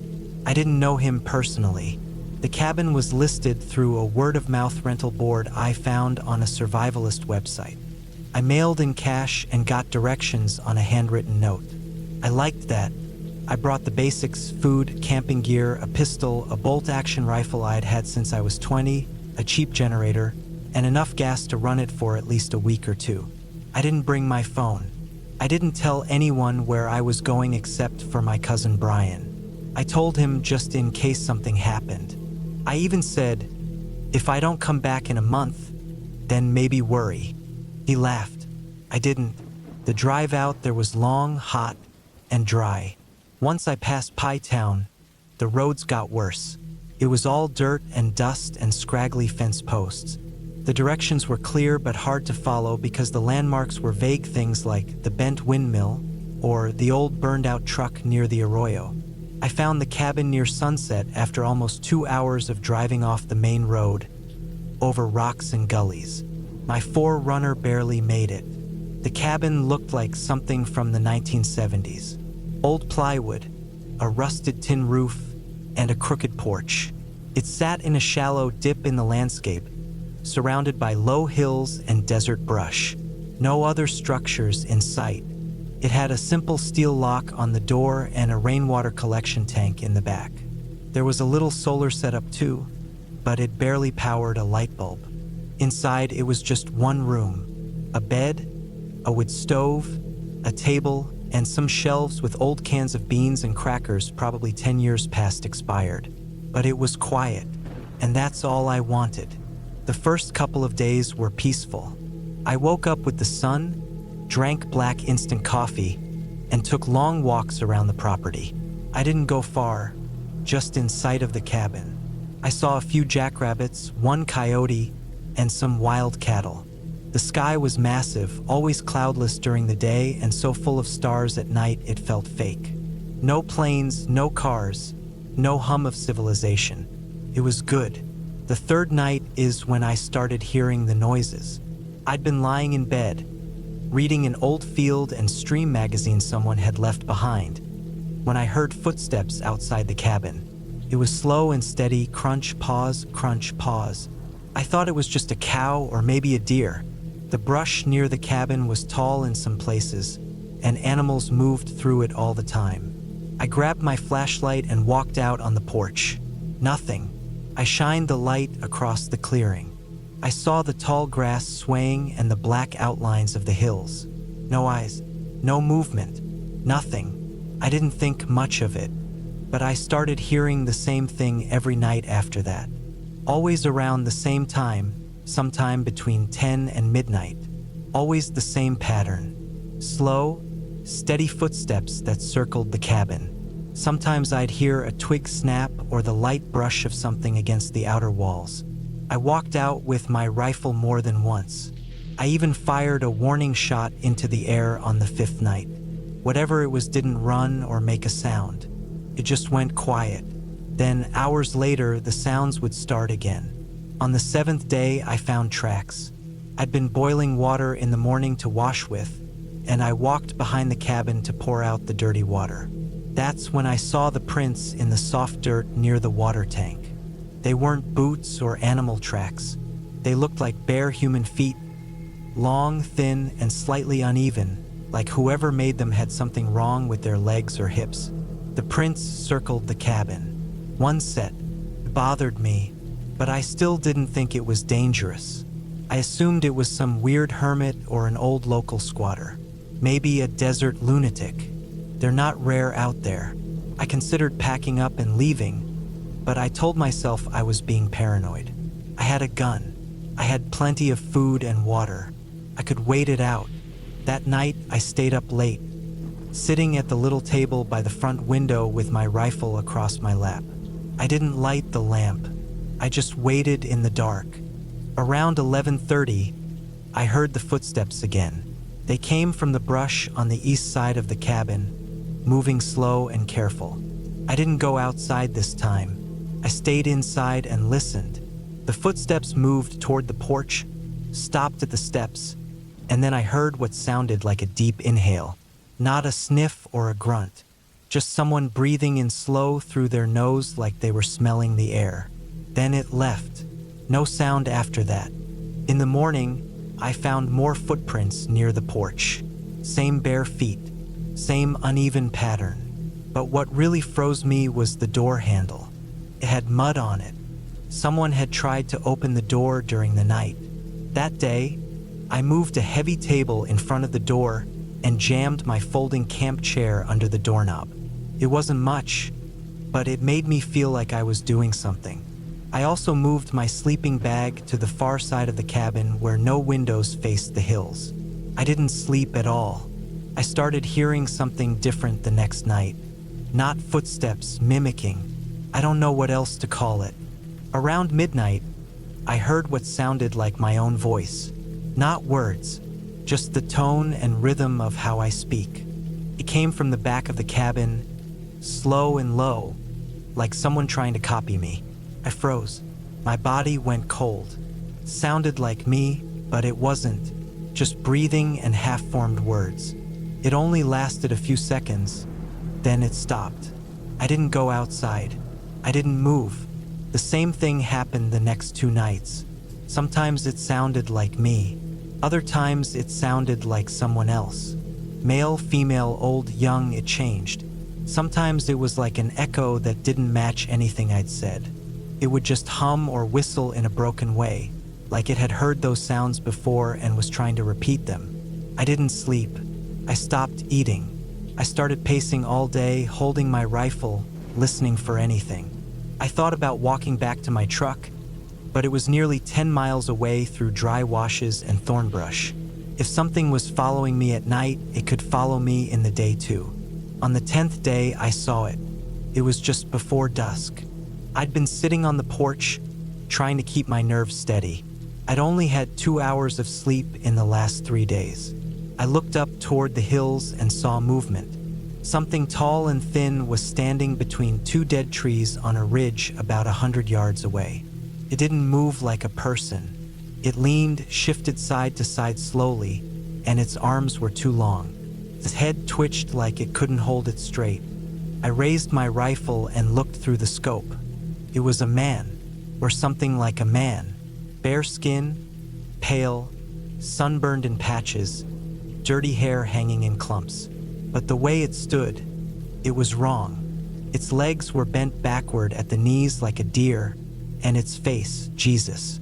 It looked like it was smiling too wide, like it didn't know how to smile right. I didn't shoot, I just stared.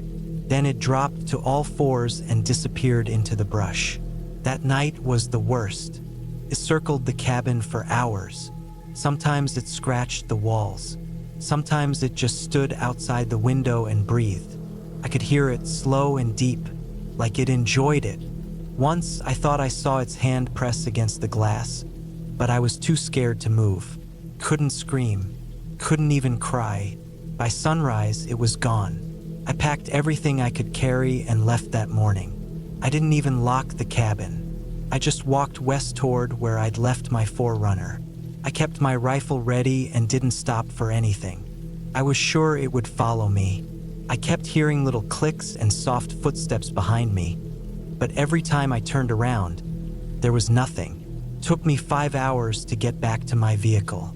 I was sunburned, exhausted, and half out of my mind. I started the engine and drove without stopping until I hit pavement again. When I got home to Tucson, I took 3 showers and locked every door in my apartment. I didn't sleep the first night. I stayed up sitting in the hallway with all the lights on, listening. I thought I might lose my mind, but nothing followed me. A week later, I told Brian everything. He looked pale. Then he said, "You know what people say lives out there, right?" I shrugged. "Skinwalkers," he said. I didn't respond. I still don't believe in that stuff. I don't think it was some ancient curse or Navajo legend. I think it was a person, or something like a person. Maybe someone who lived out there so long they forgot how to be human. Maybe someone who had been hiding from the world for years and learned how to scare people off. But I'll tell you this, I've never gone back. I don't go near New Mexico. I don't go near empty cabins. And I never sleep with my windows open anymore.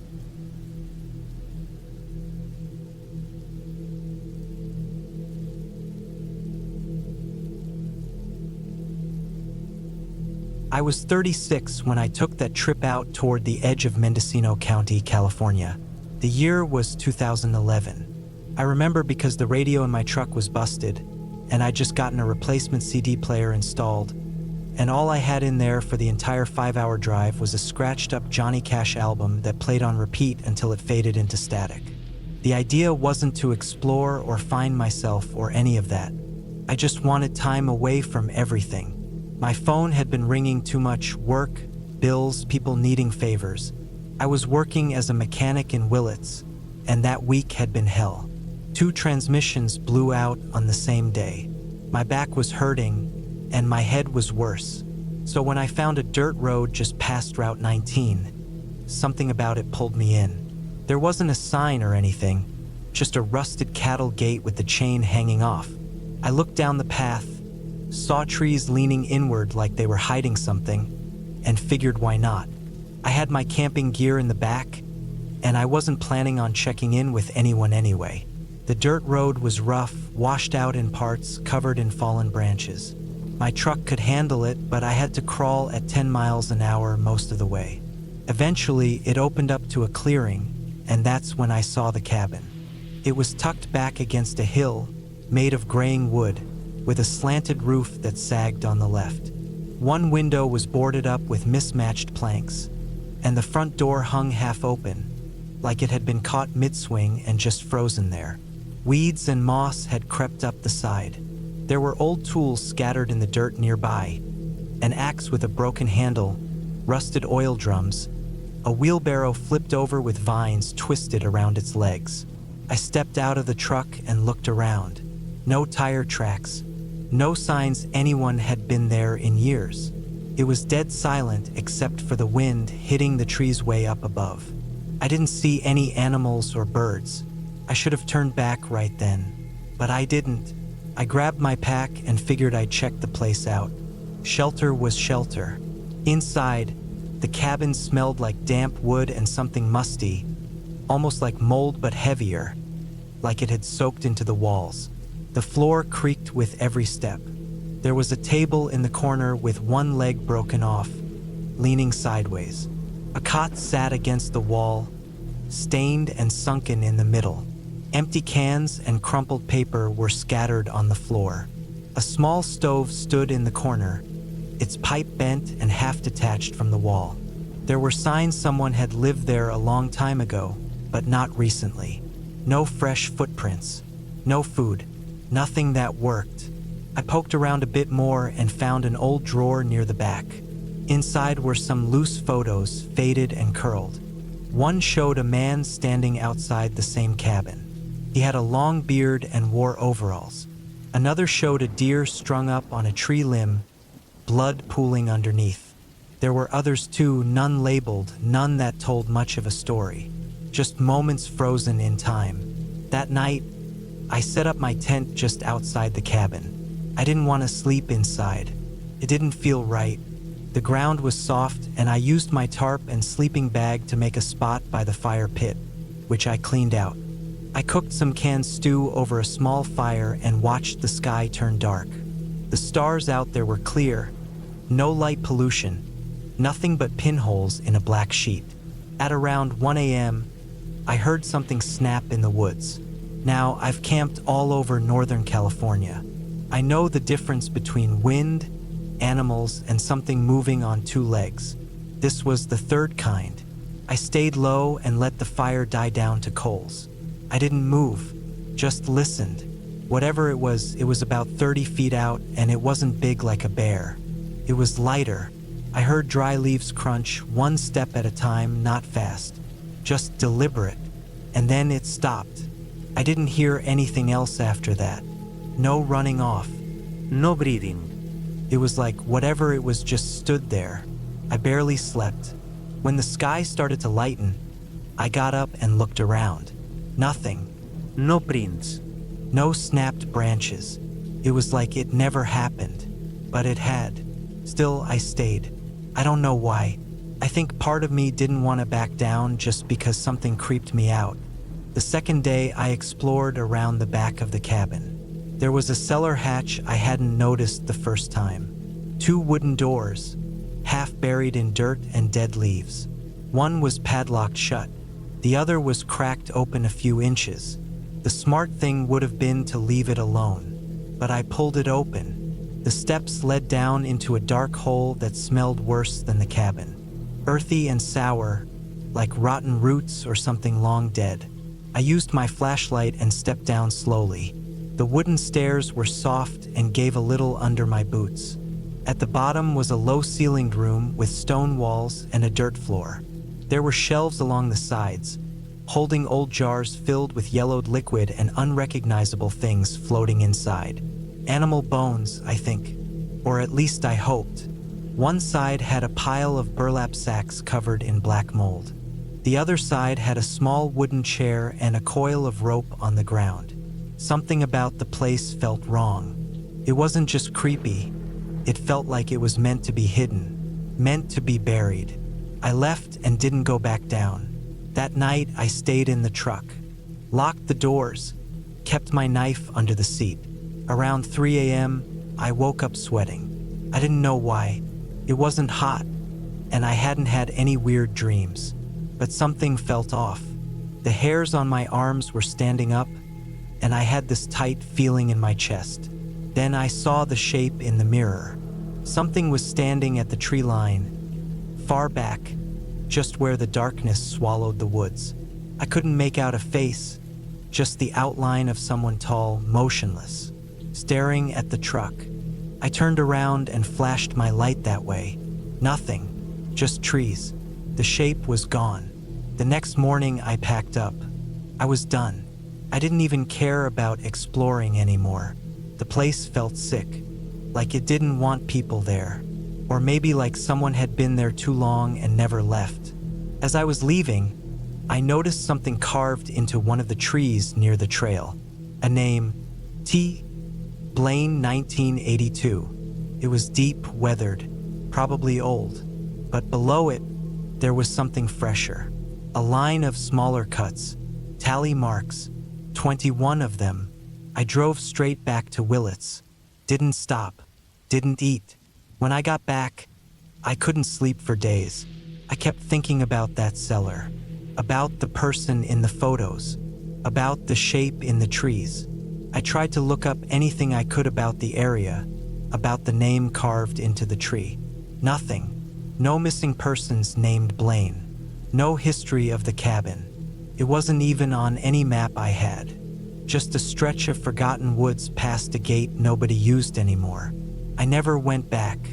But a few months later, I saw something strange in the local paper. A small column on the back page. Hiker found dead on unmarked trail near Route 19. No foul play suspected. Name not released. Found near an old cabin. No one ever mentioned the cellar, or the rope, or the jars. I kept that photo of the bearded man. Sometimes I look at it and wonder what kind of life he lived out there, what he saw, what made him stay when everyone else had clearly left. I wonder how many more marks are on that tree now, and if that cellar's still open.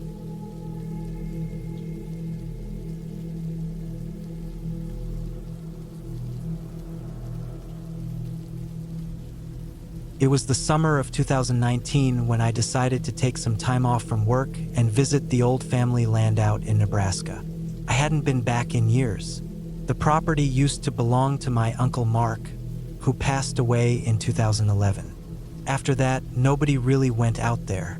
The land had been left untouched, and the small farm cabin on the edge of the property had started falling apart from years of wind, snow, and rain beating down on it. I was 34 at the time. I'd been living in Kansas City, working a job in logistics that kept me sitting in front of a computer most of the day. I felt burnt out. My girlfriend had just moved out a few weeks earlier, and everything around me felt loud and stressful.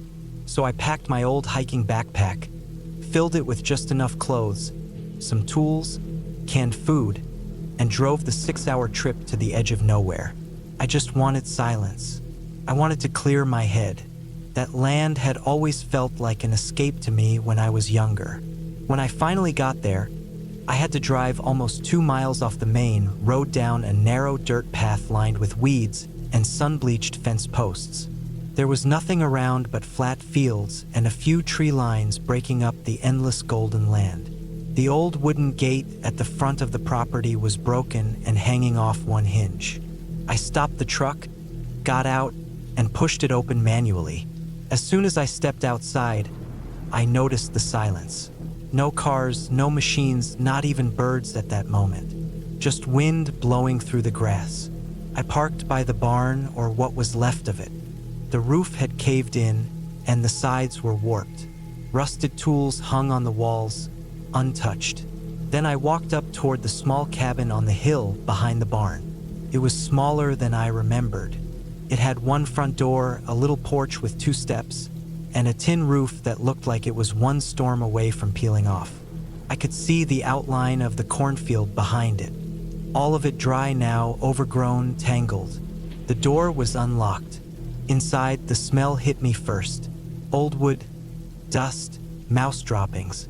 The floor creaked under my boots.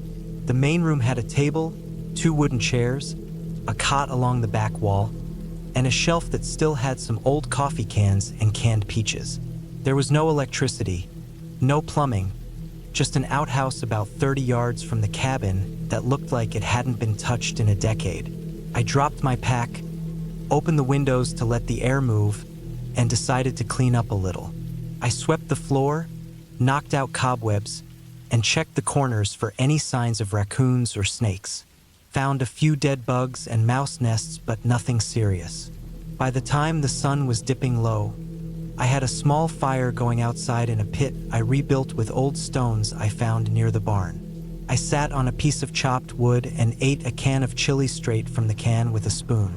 The sky was wide and orange, slowly fading to purple. That first night was quiet.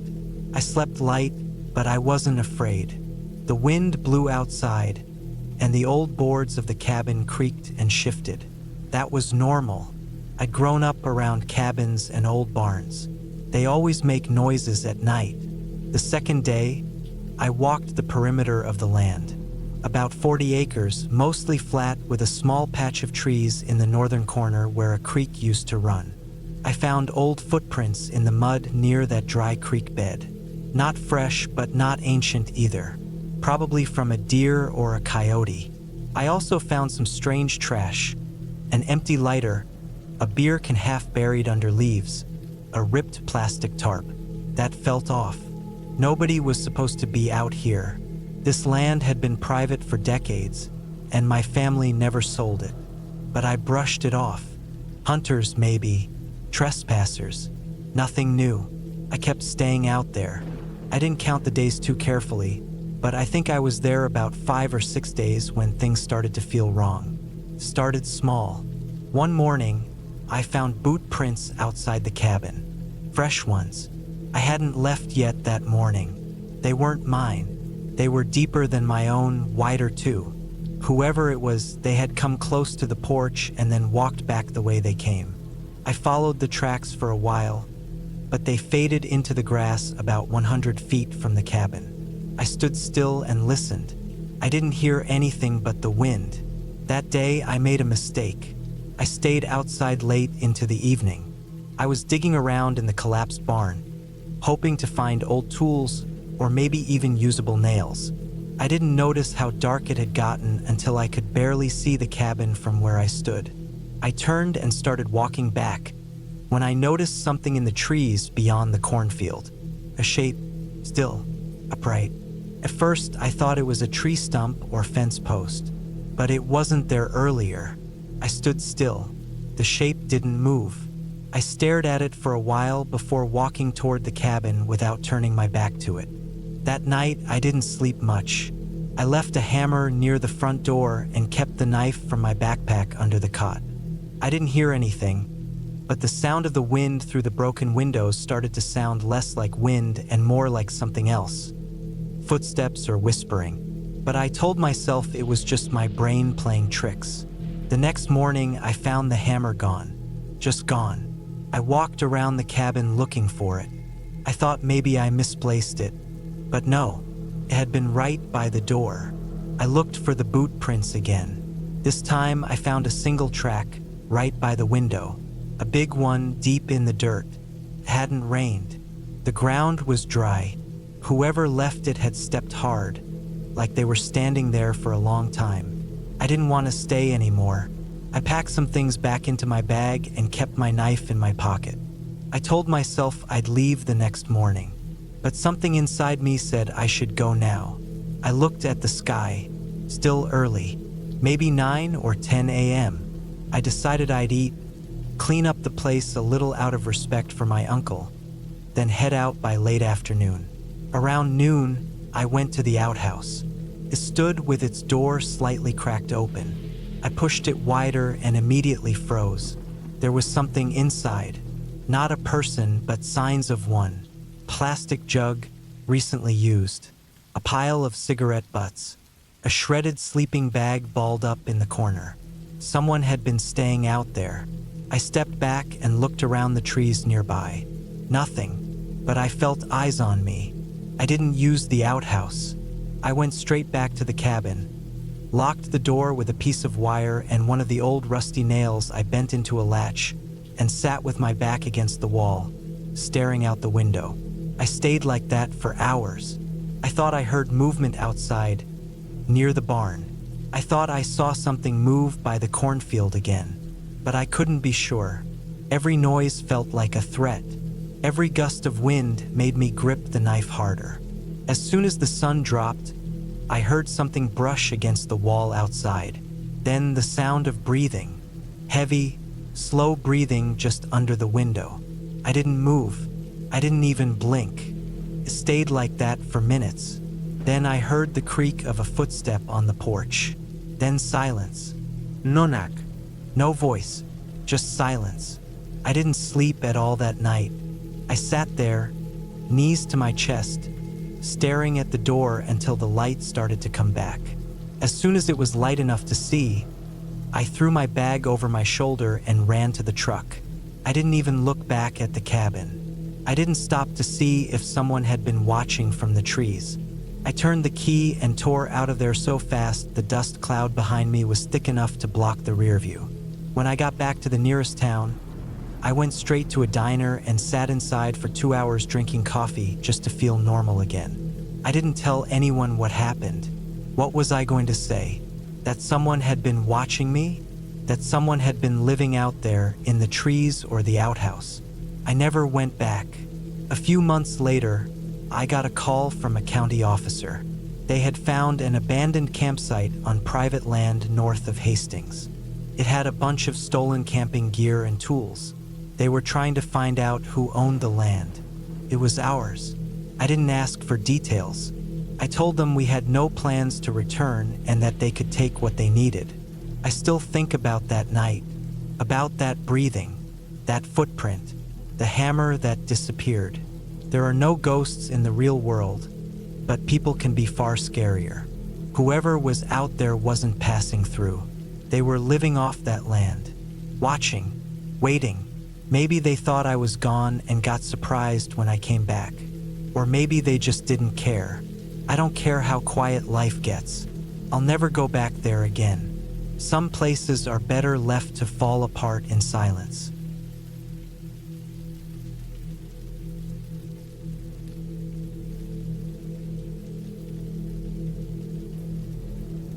It was October 2019 when I decided to take a break from everything.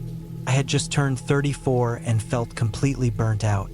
I was living in Phoenix, Arizona at the time, working as a software analyst for a medical billing company. My days were filled with screen time, long meetings, and endless tasks. I didn't hate the job, but I hated what it was doing to my mind. I had no peace.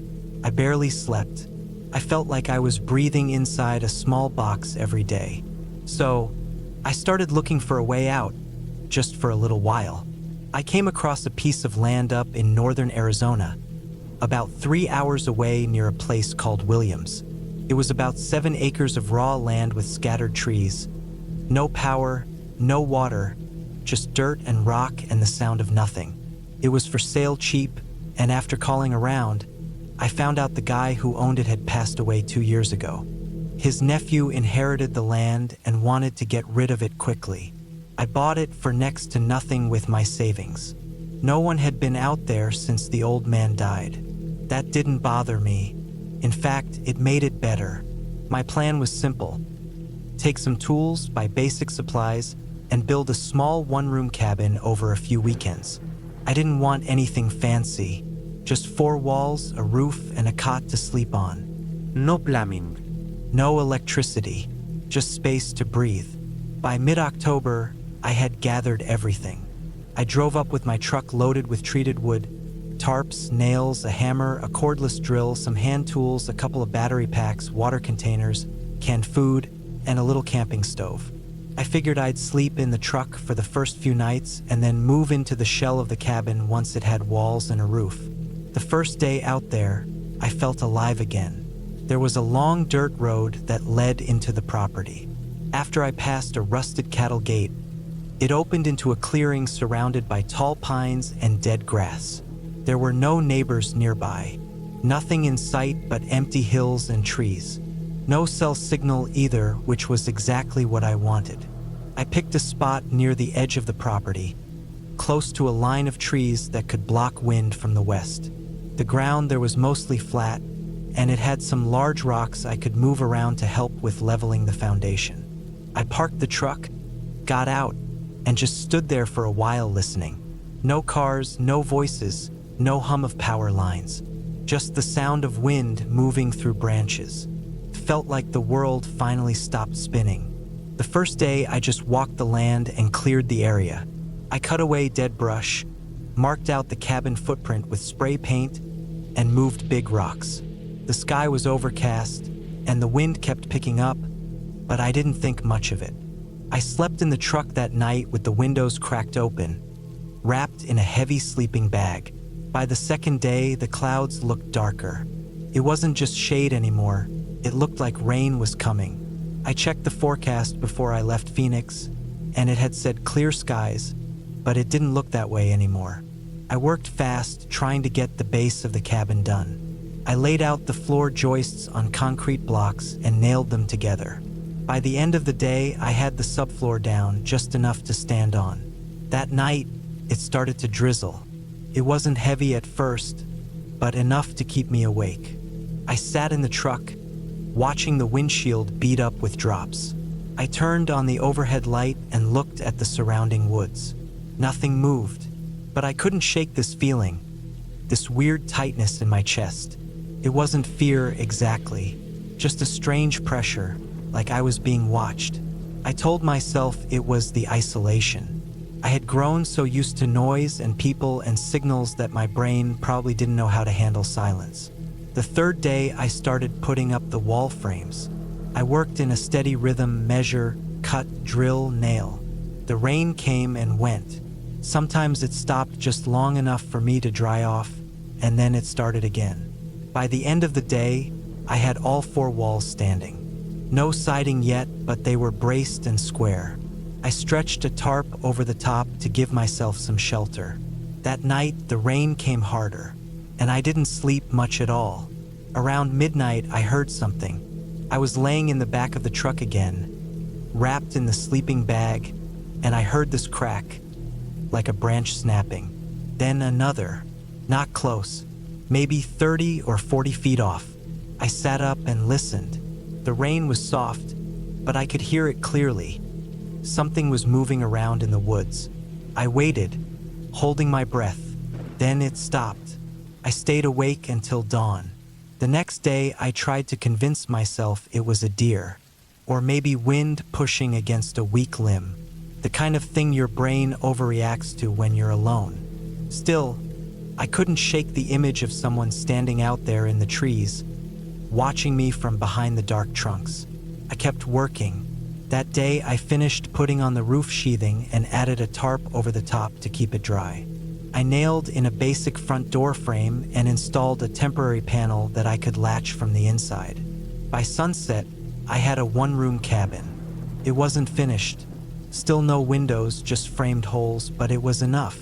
I moved my gear inside that night and decided to sleep there instead of the truck. The rain didn't stop, came harder now, slamming against the roof like tiny fists. I laid on the cot I had brought and stared at the ceiling. The sound was almost hypnotic at first, but then I heard another noise. Footsteps, not from the roof, from outside the cabin. They were slow, crunching, careful, moving through wet grass and broken branches. I didn't move, I just listened. They stopped near the front of the cabin, right by the door. I sat up slowly, heart racing. I hadn't brought a gun, just a small hatchet. I reached for it and held it in my lap. Then I heard breathing, not loud, but deep and slow, like someone trying to keep quiet but standing right on the other side of the wall. I froze. I stayed like that for over an hour. At some point, the breathing stopped. Or maybe I stopped hearing it because the rain got heavier. I don't know. I eventually drifted off for a little while, but it wasn't real sleep. In the morning, I opened the door slowly and looked outside. Nothing. No tracks, no sign of anyone. The rain had washed everything clean. Still, something felt wrong. I didn't want to be there anymore. I decided I'd finish sealing the walls that day and then leave the next morning. Maybe come back with a friend later. Maybe not come back at all. I spent the day putting up the wall sheathing. Every now and then I'd stop and look toward the woods. I didn't see anything, but I kept thinking about that breathing. That steady, careful sound of someone standing just a few inches away from where I slept. That night, I moved the cot to the back corner of the cabin, near the framed window opening. I had no glass for it yet, just a tarp I stapled over it. I shut the door, latched it, and placed my axe next to the cot. I kept the flashlight under my blanket and waited. It rained all night again. At around 2 a.m., I heard the footsteps again. Same pattern. Slow, careful, right outside. Then I heard something hit the wall, lightly, like a hand brushing against it. Then I heard breathing again, right near the window. I held my breath. The tarp over the window fluttered a little from the wind. I could almost see the shape of someone on the other side, like a shadow through fabric. Then the tarp moved, just slightly, as if someone was pressing against it from the outside. Just one hand. I grabbed the flashlight and turned it on, shining it directly at the window. The tarp stopped moving. I waited. 10 minutes. 20. Nothing. I didn't sleep the rest of the night. By morning, I packed everything. I loaded the tools, the cot, the leftover wood, all of it. I locked the cabin door even though it was just a wood latch. Then I got in the truck and drove. I didn't stop until I hit the highway. That was 5 years ago. I never went back. I thought about selling the land, but I never did. I still own it. Sometimes I look at satellite images of it online. The cabin's still there. It hasn't collapsed. No signs of anyone using it. No other buildings nearby. Sometimes I wonder what I really heard that night. Maybe it was just my mind playing tricks on me. Maybe I was exhausted and imagined it all. But I remember that breathing. I remember the way the tarp moved like someone was right there, inches from my face, separated only by thin plastic. I don't know what kind of person would walk through woods in the rain, night after night, just to stand outside a cabin and not say a word. And I don't want to know. All I know is that whatever was out there wasn't lost. It wasn't curious. It knew I was alone, and it didn't want me to leave. But I did, and I won't go back.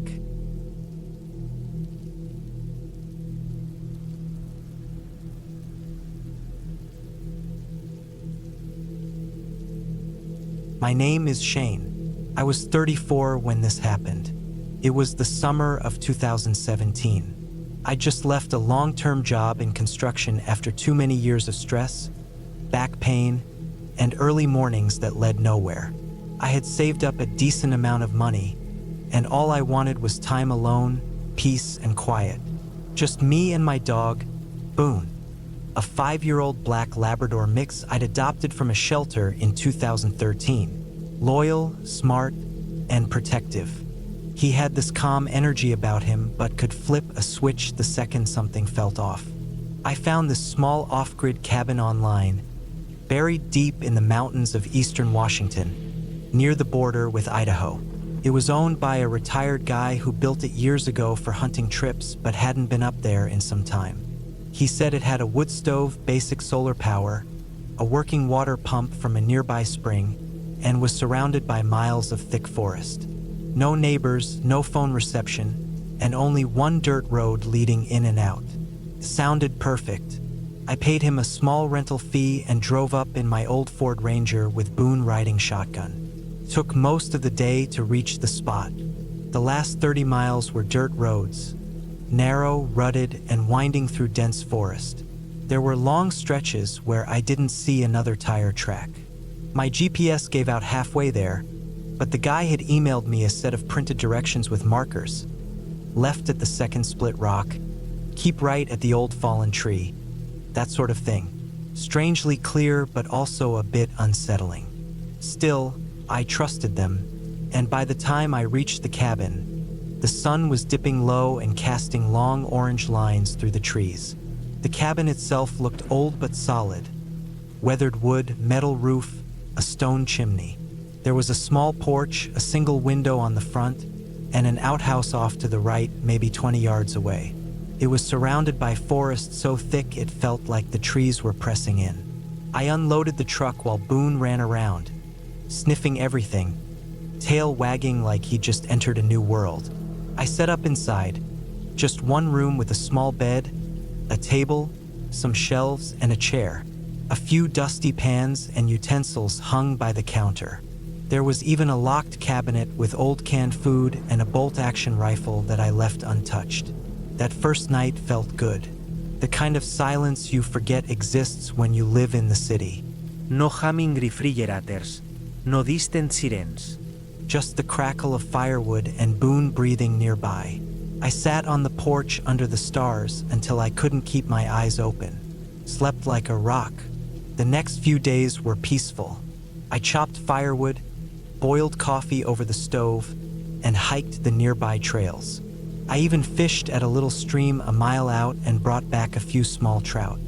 Boone followed me everywhere, always alert but relaxed. At night we'd sit outside, just listening to the woods. Coyotes in the distance sometimes. A rustle now and then. Normal stuff. On the 5th day, things started to feel different. I'd woken up early to pee and took Boone outside with me.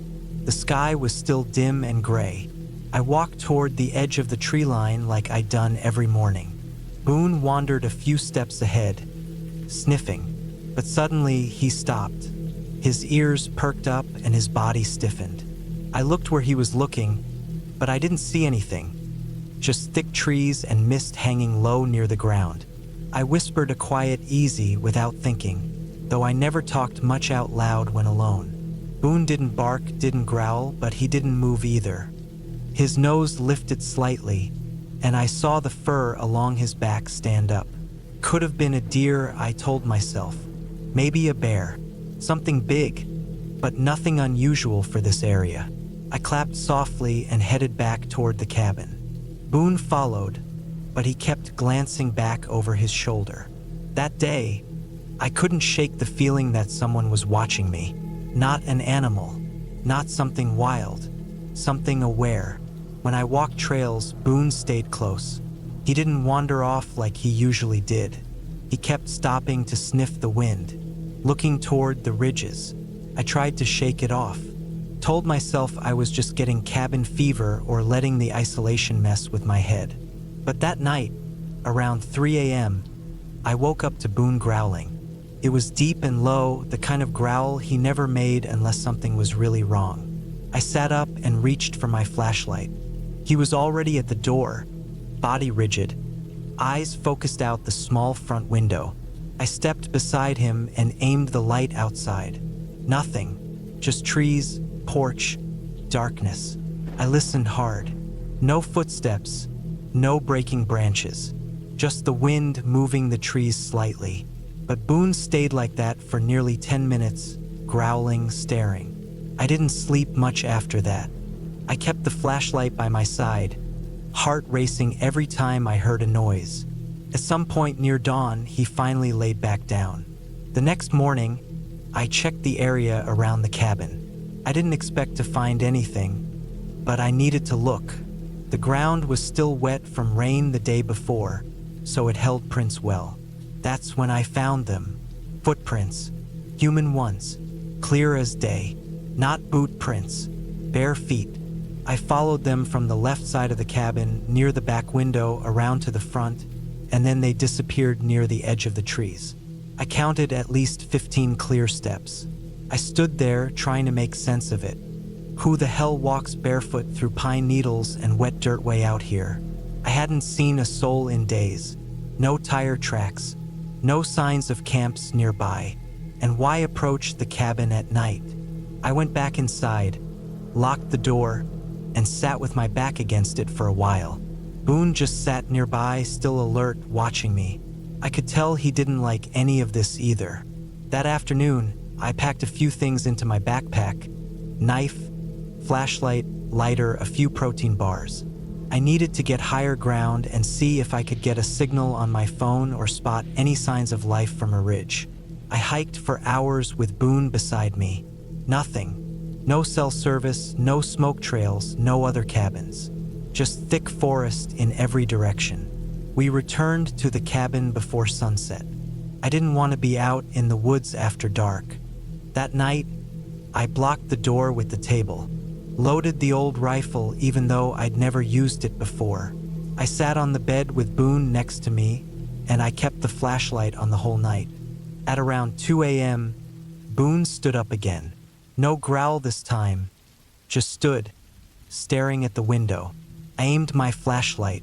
This time I saw it, a figure, at the tree line, not moving, just standing there. Too far to see clearly, but it was human. No question, just standing and facing the cabin. Not walking, not yelling, just watching. My breath caught in my throat. I waited. Boone didn't bark, he just stood frozen. I watched that figure for what felt like forever. It didn't move. Finally, I blinked, and when I looked again, it was gone. I don't know if I missed it walking away or if it ducked into the trees, but it was gone. I didn't sleep at all that night. The next morning, I made a decision. I was leaving. Whatever was out there, whoever it was, I wasn't going to wait around for them to come closer. I packet fast. Shoved everything into the truck. Boone jumped in without me even calling him. As I pulled out and hit the dirt road, I checked my mirrors constantly. Every tree looked like it had a face. I didn't breathe easy until I hit pavement. When I got home 2 days later, I called the cabin's owner and told him what happened. He just sighed and said, thought he was gone. I didn't ask what that meant. I didn't want to know. I haven't gone back into deep woods alone since then. Boone passed away 2 years later, and I still think about how he tried to warn me that something wasn't right out there. People always talk about the wild like it's full of danger from bears or wolves, but that trip taught me something else. The scariest thing in the woods isn't the animals. It's the man standing quietly at the edge of the trees, watching and not saying a word.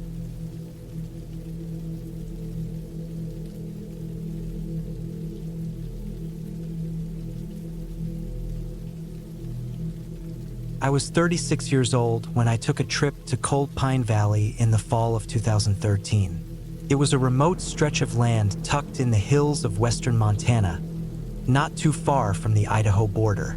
I had recently gone through a lot, laid off from my warehouse job, split with my girlfriend of 7 years, and my dad passed from a heart attack all in the same year. I needed to disappear for a while, not forever, just long enough to get some quiet. I found a listing online, a small, worn-down cabin that had belonged to a hunting guide named Carl Becker, who had passed a few years earlier. His nephew was renting it out for cheap. It didn't have running water or electricity, but that didn't matter to me. I had some propane, a generator, solar lanterns, and enough gear to last weeks. I drove out in an old tan Tacoma loaded with supplies: food, tools, shotgun, water jugs, solar charger, small cooler with dry ice, sleeping bag, emergency radio. The gravel road to the cabin was rough. So rough that my back still hurts a little when I think about it, but I finally made it. The cabin was about 18 feet by 20, with a sloped tin roof and logs that had been gray for a long time. There was a stone chimney on the back and a small shed off to the right side, maybe 40 feet away. Surrounding everything was thick pine forest. Nothing but trees, mountains, and silence. I couldn't see another house or cabin anywhere. No cell service. Just the sound of the wind and the smell of cold dirt. The first few days were peaceful. I spent them cleaning up the cabin, patching holes in the roof with a tarp and duct tape, and stacking the firewood that was left in a half-collapsed lean-to out back. I brought a little wood stove fan that ran on heat, just a silent blade that spun when the fire was hot enough. It was the only sound inside besides my own breathing. I went on short hikes during the day, made canned chili and beans at night, read paperbacks by lantern light. It was calm, cold, but manageable. The days were short, and the nights came down fast. You'd hear little things in the woods, branches cracking, squirrels, maybe elk moving far off, but nothing strange. Not at first. It was on the 6th night that things began to shift. I had gone to bed around 10 p.m., bundled deep in my sleeping bag on the cot. A heavy wind was blowing through the trees, and I could hear the roof tarp flapping and tugging in the wind. I lay there, listening to the rustling branches and whistling gusts. Then I heard something different. A thump, not a branch, not wind, a single thump on the porch, like a boot. I held my breath and stared at the dark wooden ceiling above me.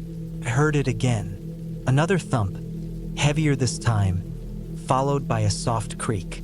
The old wooden porch boards. Then nothing. I waited, heart racing. 10 minutes passed, maybe 15. Nothing else. I told myself it was a branch that had fallen or an animal walking across the porch. Could have been a raccoon or a deer. Still, I got up slowly, slipped on my boots, and grabbed the shotgun. No shells chambered, but I had a belt of 5 slugs strapped to my sleeping bag. I cracked the door an inch and looked out. Nothing. The moonlight showed the porch clearly. No tracks, nothing out of place. But I couldn't shake the feeling that someone, or something, had walked up there. The next morning I checked again in daylight. The ground was frozen, but I could make out a faint impression in the dirt just off the porch, one boot print. Just one. It was old, maybe. I wasn't sure. It didn't look like mine, though. It had a wider heel, deeper tread. I tried to ignore it. On the 8th day, I hiked deeper into the forest. I was looking for the old fire watch tower Carl's nephew had told me about. Said it was abandoned back in the 90s and could still be climbed if you were careful. I didn't find the tower, but I found something else. About 2 miles northwest of the cabin, I stumbled across a small camp. It was hidden in a low, mossy clearing surrounded by boulders and spruce. The tarp was camo green and sagging from age. Beneath it was a broken-down tent with a torn flap. I poked around. Empty food cans, a rotted backpack, rusted lantern, even a boot with the sole peeling off. Everything looked at least a year old. Maybe more, but someone had been here and not that long ago. Inside the pack was a small spiral notebook. Most of the pages were soaked and rotting, but one page still held ink. It said, "Third night. Something walking around again. Doesn't answer. Just watches. Moving camp tomorrow." I read it twice. I stood there for a long time, staring at the trees. That night, I didn't sleep. I sat up in the corner of the cabin with the shotgun resting across my knees and one of the solar lanterns on the lowest setting. The wind wasn't blowing this time. It was dead quiet. That's when it was worse. Every crack or creak stood out. Every sound felt close. Around 3 a.m., I heard something again. Not on the porch this time. Behind the cabin, near the shed. A scraping sound. Long, slow, like someone dragging something metal across the ground. I stood up, carefully, and stepped to the back window. Couldn't see much. Just black shapes and moonlight. I waited 5 minutes, 10. Then, just barely, I saw something move. It was a person, or a shape that looked like one. Tall, broad shoulders, wearing dark clothes, maybe a jacket. It was standing near the shed and holding something in its right hand.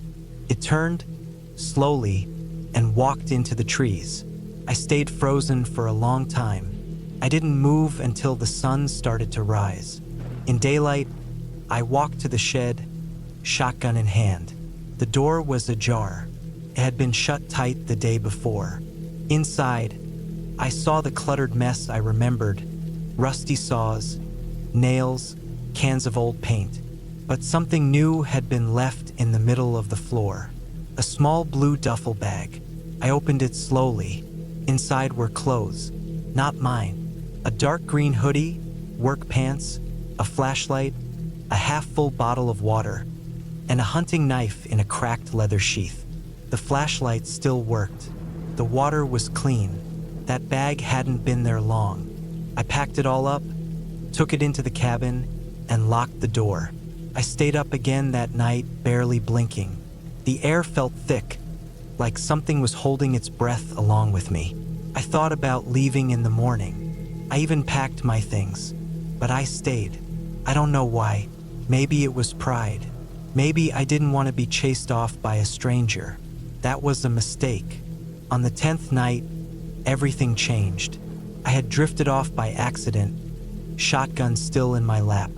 Around 1 a.m., I woke to the sound of something hitting the cabin. Not softly. 3 hard bangs. Front wall. I jumped up, heart hammering. I killed the lantern. Total darkness. Another bang. Closer. It felt like someone hitting the wall just to get my attention. Then silence. I sat in that darkness for what felt like forever. Then a slow creak. The porch boards. I raised the shotgun. Couldn't see. Couldn't breathe. Another sound, scraping again. Along the side of the wall. Then footsteps around back. Whoever it was, they were circling the cabin. I couldn't take it anymore. I opened the door fast and stepped out. Gun up, heart in my throat. The woods were empty, but on the porch sat something I hadn't seen before. A deer skull, clean, bleached, with a piece of red string tied around one antler. I backed into the cabin, locked the door, and didn't sleep again. At dawn, I loaded my truck and left. I didn't clean up. I didn't say goodbye. I drove until I hit a town with gas and didn't stop moving until I was halfway across the state. I called Carl's nephew when I got home, told him I'd left early and that the place needed repairs. He didn't ask questions. A year later, I looked up the property. It was no longer listed for rent. The listing said, cabin unavailable, vandalism reported, possible squatter activity, recommend full teardown. I don't know who was out there. I don't know how long they had been living in those woods, but they weren't passing through. They weren't lost. They were watching, and I don't think I was the first person they'd watched. I've never gone back, never will, but sometimes, when I wake up in the middle of the night and it's real quiet, I can still hear that scraping sound in my head, dragging something across the cold dirt, just outside the walls, and waiting